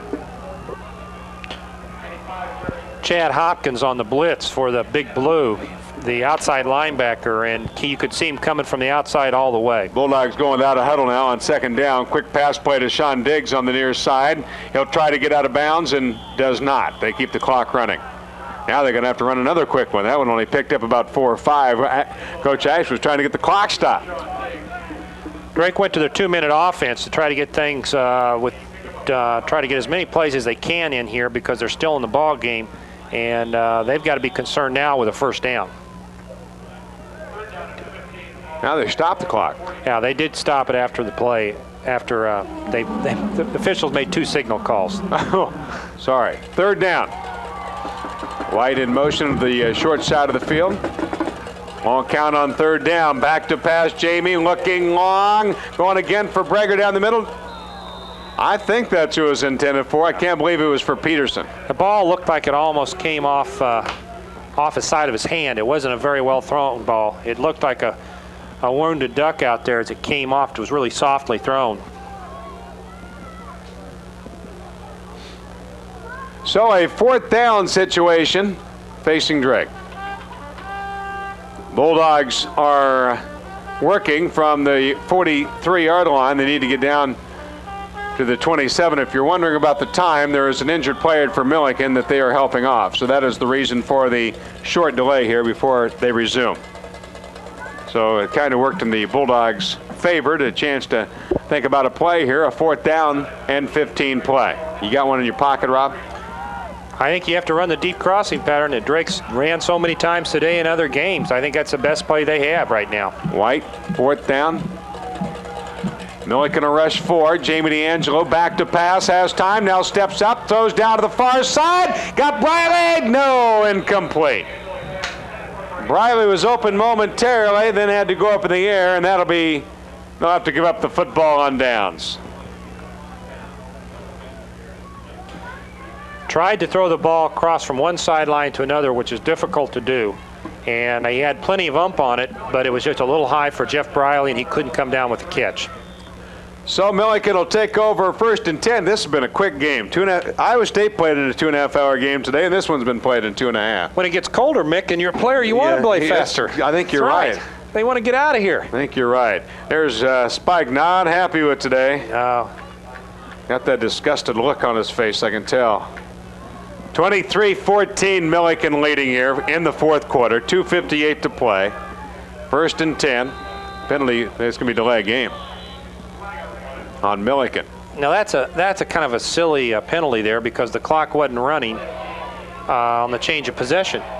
The clock doesn't start till the ball is snapped, and so they had a delay of the game, and the clock wasn't even running. So it'll be 1st and 15 from their own 38. Mick, we've had a good effort by Drake, though. The Drake defense has played well. The offensive times has looked good, and you can't say enough for Dale Plussel. I think he's just had an outstanding game. Man in motion, McLean. Bulldogs bringing the blitz on Scott Sullivan, and they hand off for about 2 yards. They get up to the 40. Bulldogs do have 2 timeouts remaining. There's Rob Ash. Boy, look at the look on his face, just saying, well, I know, man. Could have got this, could have done that. This could have happened. Frustrating. 2nd down. Boy, the Bulldogs come out, too, boy. Stop that run right off the bat. That's right. They've done a good job with it. 2nd down and 13 for Millikin. They shot Scott Sullivan, number 41. He's the left linebacker, and he looks like he's coming again. They have to bring in linebackers every time now, and they bring him down right after he catches or after he grabs the football. Boy, if you carry now, you're going to pay. Boy, great camera work today, getting the sidelines down there. A new camera we have here, really giving you some nice shots. 3rd down and about 15. Great camera work the whole year, Mick. They've done a nice job. 1:53 to play here in this 4th quarter. 23-14 Millikin leading. The Bulldogs can't do much about it. There's the cheerleaders on hand today as, boy, it's try to root the old Bulldogs on here. Out of the eye, got tight right, split left, option. Lost the ball, didn't he? Well, I'm not so sure he didn't. If he quarterback, I don't know if he meant to hand off to the fullback or not, but it was such a he couldn't figure out who the fullback was. You had Dale Plussel and you had everybody else from Drake there, and you had 2 running backs, a quarterback, and the offensive guard in the same spot. Minute 24 remaining here in this football game. Boy, there's a lot of people before this game comes to a close. Dr. Moon, Rick White, our producer, and of course everybody, Lynn King, the president, Dr. Michael Ferrari, and everybody. Rob Hill, I hope you've enjoyed this year. We've enjoyed having you. Thank you, I have.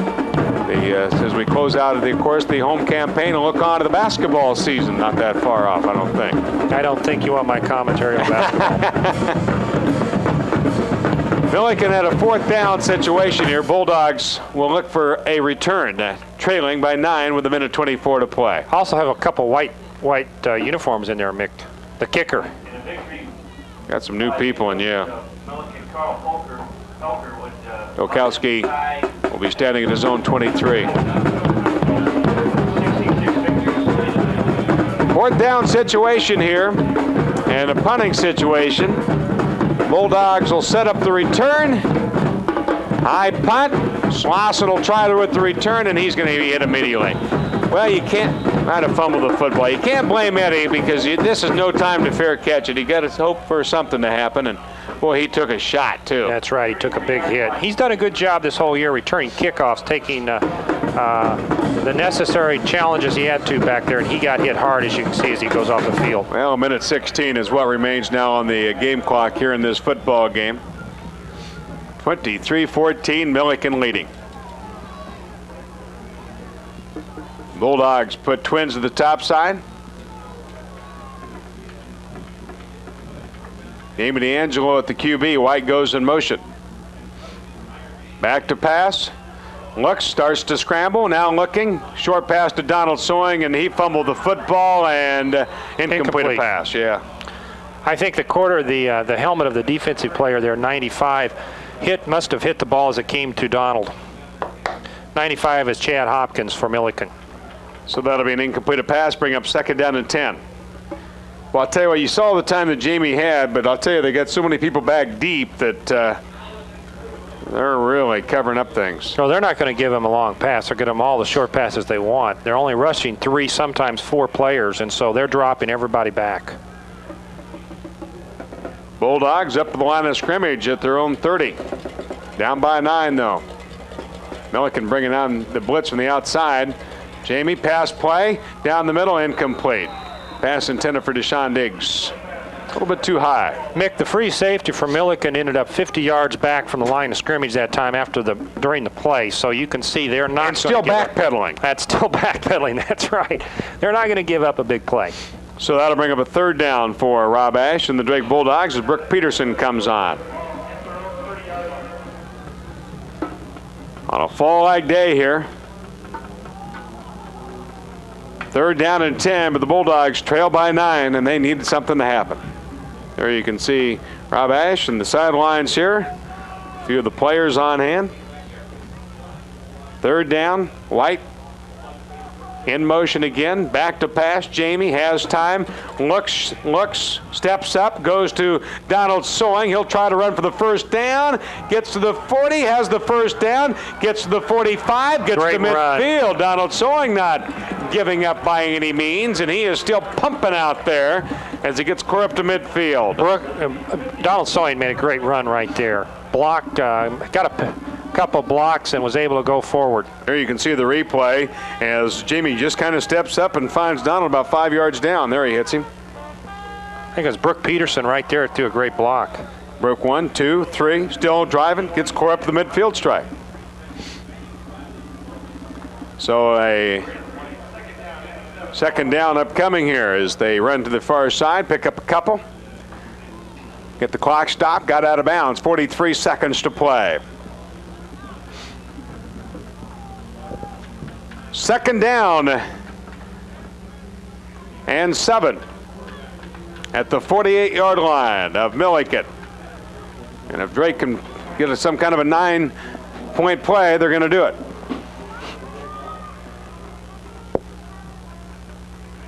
Let's see if Jamie goes along. Their safety is about 50 yards downfield. Short pass play. DeWitt White gets to the 40. Didn't get out of bounds, though. Gets down to the 38. That's all you can do, though. You can just keep running the short pass plays because of the depth of the free safety and strong safety of Millikin.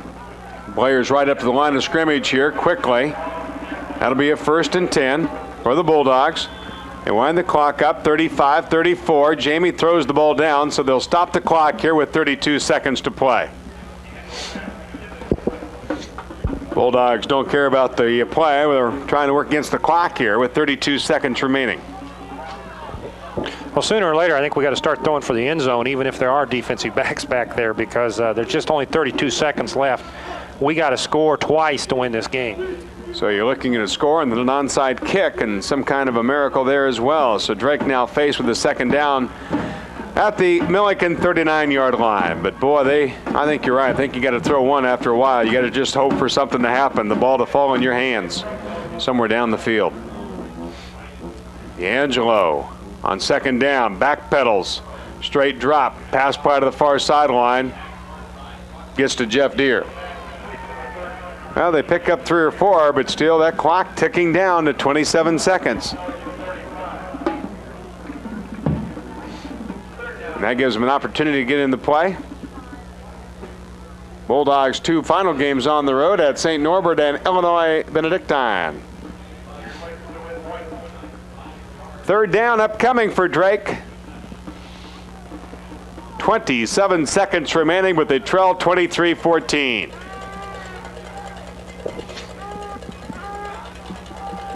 D'Angelo back pedals, looks down the middle, got 4 ends going straight down, up in the air, and it's off the fingertips of Deshaun Diggs. Boy, that was right through the hands. How'd he get there? It was a lot of Millikin people. There's 4 or 5 Millikin people, and boy, Deshaun, it went right off his hands. It could have been easily caught for a touchdown. Well thrown ball. Now Drake with a 4th down situation. 4th down and 5, and the clock is ticked all the way down to 21 seconds. I think that ball might have floated a little bit more, and even Millikin thought it was going to go. That's right. It went right over the top of everybody's fingertips. Harder than Sean Diggs thought he could throw. Went right through his hands. Deere, Brooks, and Diggs trips down to the bottom side. On 4th down, D'Angelo way back pedal, short pass to Donald Sewing. Got to get the first down. Gets to the 30. Oh, depending on the placement, and they might have. Oh, it is going to be close. 11 seconds to play. There's Brooke Peterson, Donald Soing. Boy, they're going to bring in the yard markers, and Bud Legg stops time here. There you can see Jamie D'Angelo, number 12, who couldn't play all season, got injured, had to miss a few games. And they'll bring in the yard markers across the way, and 11 seconds is all that remains in this football game. Stretch of the yard markers we can't see. I don't know if you can get a camera angle or not on it. First down. There you. First down. So the Bulldogs get it. 1st and 10. Drake just enough. Donald Soing knew where he had to get to, and he got there. But 11 seconds is what remains, and now you got to throw one down in there. You got trips to the top side of your screen, split man down to the bottom side. Jamie bringing in the blitz. He's in trouble. Throws long. It is intercepted. And that is the end of the football game. Time has expired here. We still need to tackle this guy, though. Get him tackled. They finally tackle him at midfield. That'll be the football game. Your final score, 23-14. 23-14, the final score, as Millikin defeats the Drake Bulldogs on a tough afternoon here this afternoon in a final 23-14. We'll be back to recap the ball game for you next on Drake University Television.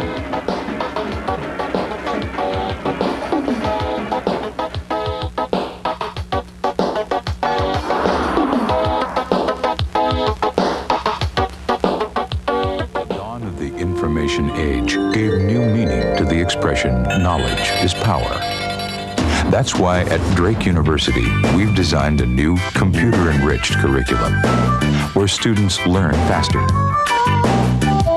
create more,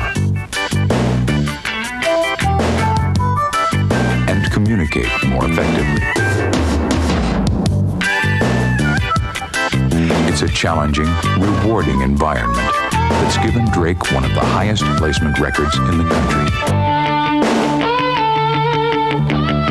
Of course, Drake isn't all midterms and Macintoshes.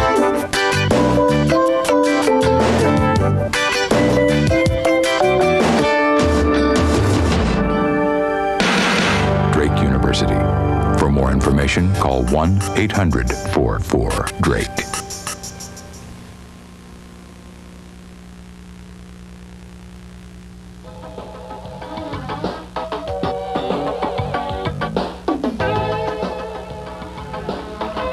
Victor back at Drake Stadium, 23-14. The final score as Millikin defeats the Drake Bulldogs here.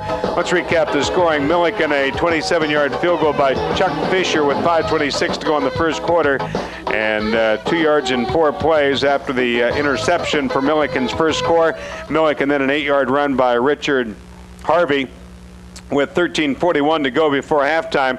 Drake also scored in the second quarter. Brooke Peterson, a 24-yard pass from Blake Pilgrim with 11:02 to go in the halftime, and Millikin then ran a 70-yard kickoff return right behind him with Mike Hall, and that made the score at halftime 17-7. At no score in the third quarter. Nobody has scored on Millikin this year in the third. They really come up with all guns blazing, and then Millikin came out in the fourth quarter, and Donald Soing scored on a 1-yard play, and Millikin a 2-yard run by Tony McLean that kind of put things out of reach. They were going to kick a field goal and try and make it a 6-point lead. Decided to go for the touchdown, and indeed they did. That made it 23-14. A tough loss for the Drake Bulldogs. Certainly a game Drake thought they could win and felt they could win, and a tough one here today as they come up short here against a fine Millikin team. Take nothing away from Millikin, the Big Blue, as they are a fine football team. We'll take a break. We'll be back at Drake Stadium. 23-14 the final, back on Drake University Television. In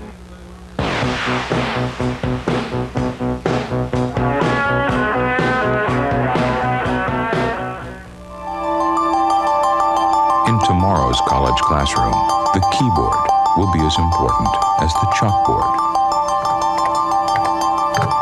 That's why at Drake University, we've designed a new computer-enriched curriculum where students learn faster, create more, and communicate more effectively. It's a challenging, rewarding environment that's given Drake one of the highest placement records in the country. And it's an environment in which students develop strong working relationships with their curriculum, instructors, and computer.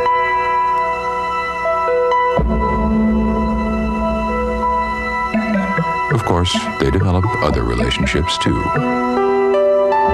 Drake University. For more information, call 1-800-44-DRAKE.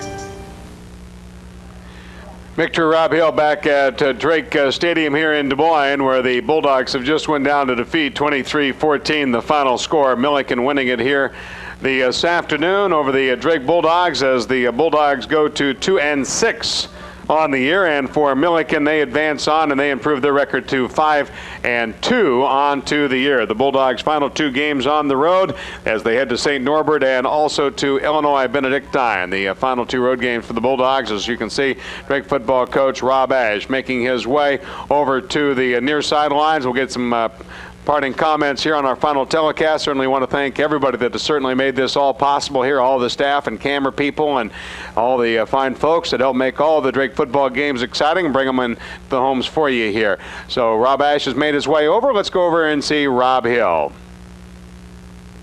Down on the field with Coach Ash. Coach, it looked like when we made a change to Jamie D'Angelo, we were able to get a little bit of spark from an offensive standpoint. How did you feel about the offensive play through the first half and then when Jamie took over? It was a tough situation. The footing was bad, and it was difficult early. I think the guys got used to it a little bit as we went along. I thought Jamie did a good job, but there's still some mistakes that we're making in offense, no matter who's in there, it seems like, and it's a problem. We need to be able to run the football. And when we can't run the football, it doesn't matter who's playing quarterback. That we have some difficulty, and it did open up a little bit in the second half. I was pleased with the way we got going in the second half, but we just couldn't get off to the right start up front. And Millikin just handled us up front, and I don't think it would have made a difference who was in there. Well, you had the momentum a little bit when the score went to 10-7. Then you had the long kickoff return by Mike Hall, who has a lot of speed for Millikin. He's a great player. We knew he was. We worked on him all week. We talked about him all week. We had a squib kick in. In fact, we changed to Bill Wilders, who's done a good job in kicking. I thought Bill had a good kick. The guy, you play a great athlete, once in a while they're going to make a great play on you. You got to give Millikin credit. We scored a very decisive touchdown. I thought in the first half they answered right away with his return. Second half we made a great drive and scored a decisive touchdown, I thought, and they drove right back and scored again. That's a good team, and I told my team we play good football teams every week here at Drake, and this is what you've got to expect. Well, some of these times these guys make plays. That's good teams. Yeah, I think you hit it right on the nose where they seem to rise to the occasion every time you guys came back with something strong. We from the press box thought Brooke Peterson had an outstanding game for you too. He caught the ball well, did a lot of things for you, a lot of things you needed from an offensive standpoint. I agree. I don't know where this kind of big play potential's been. I'm not saying that in a negative way. I mean, Brooke did some things today, caught the ball above his head and made some people miss and did some things that were just fantastic. And I was really, really happy with his performance. And with him and Sean Diggs alternating out there at the wide receiver, that's a big threat for us, and especially with Brooke playing that way. I was really happy with his performance. I think Brooke was really excited about being the last game here in the stadium. He wanted to have a good showing in the last game here as a senior, and he obviously had a great day. Coach, on defense, I thought the Bulldogs played well at times. They gave up some big plays, but Dale Plussel on the inside as a senior going out looked like he really rose to the occasion and really had an outstanding game. We've talked all year about how we've been able to stop people running the football, and that means that inside running play in particular, and you do that with a guy like Dale Plussel in there. And his shadow, Dave Alters, on the other side, who just doesn't get as much recognition, but Dale had played an outstanding game because the fullback is the key to the option, and they stopped him. And it was very important situation for us to have him in there. Dale's had a great season. He's had an All-American season, in my opinion, but with our record and so forth, he's not going to get that recognition. That's too bad because he's had a great year. Coach, we'll let you get back to the team, and thank you, and good luck the rest of the year. Thanks Coach. a lot, Rob. I appreciate it. Now back to Mick. And thank you to Rob Hill and Rob Ash as well. Unfortunately for the Bulldogs here, a loss as they head out on the road. And certainly want to thank you for watching. That'll do it from Drake Stadium, 23-14, the final. Millikin, a winner of the Bulldogs. See you next year in football. Thanks for watching.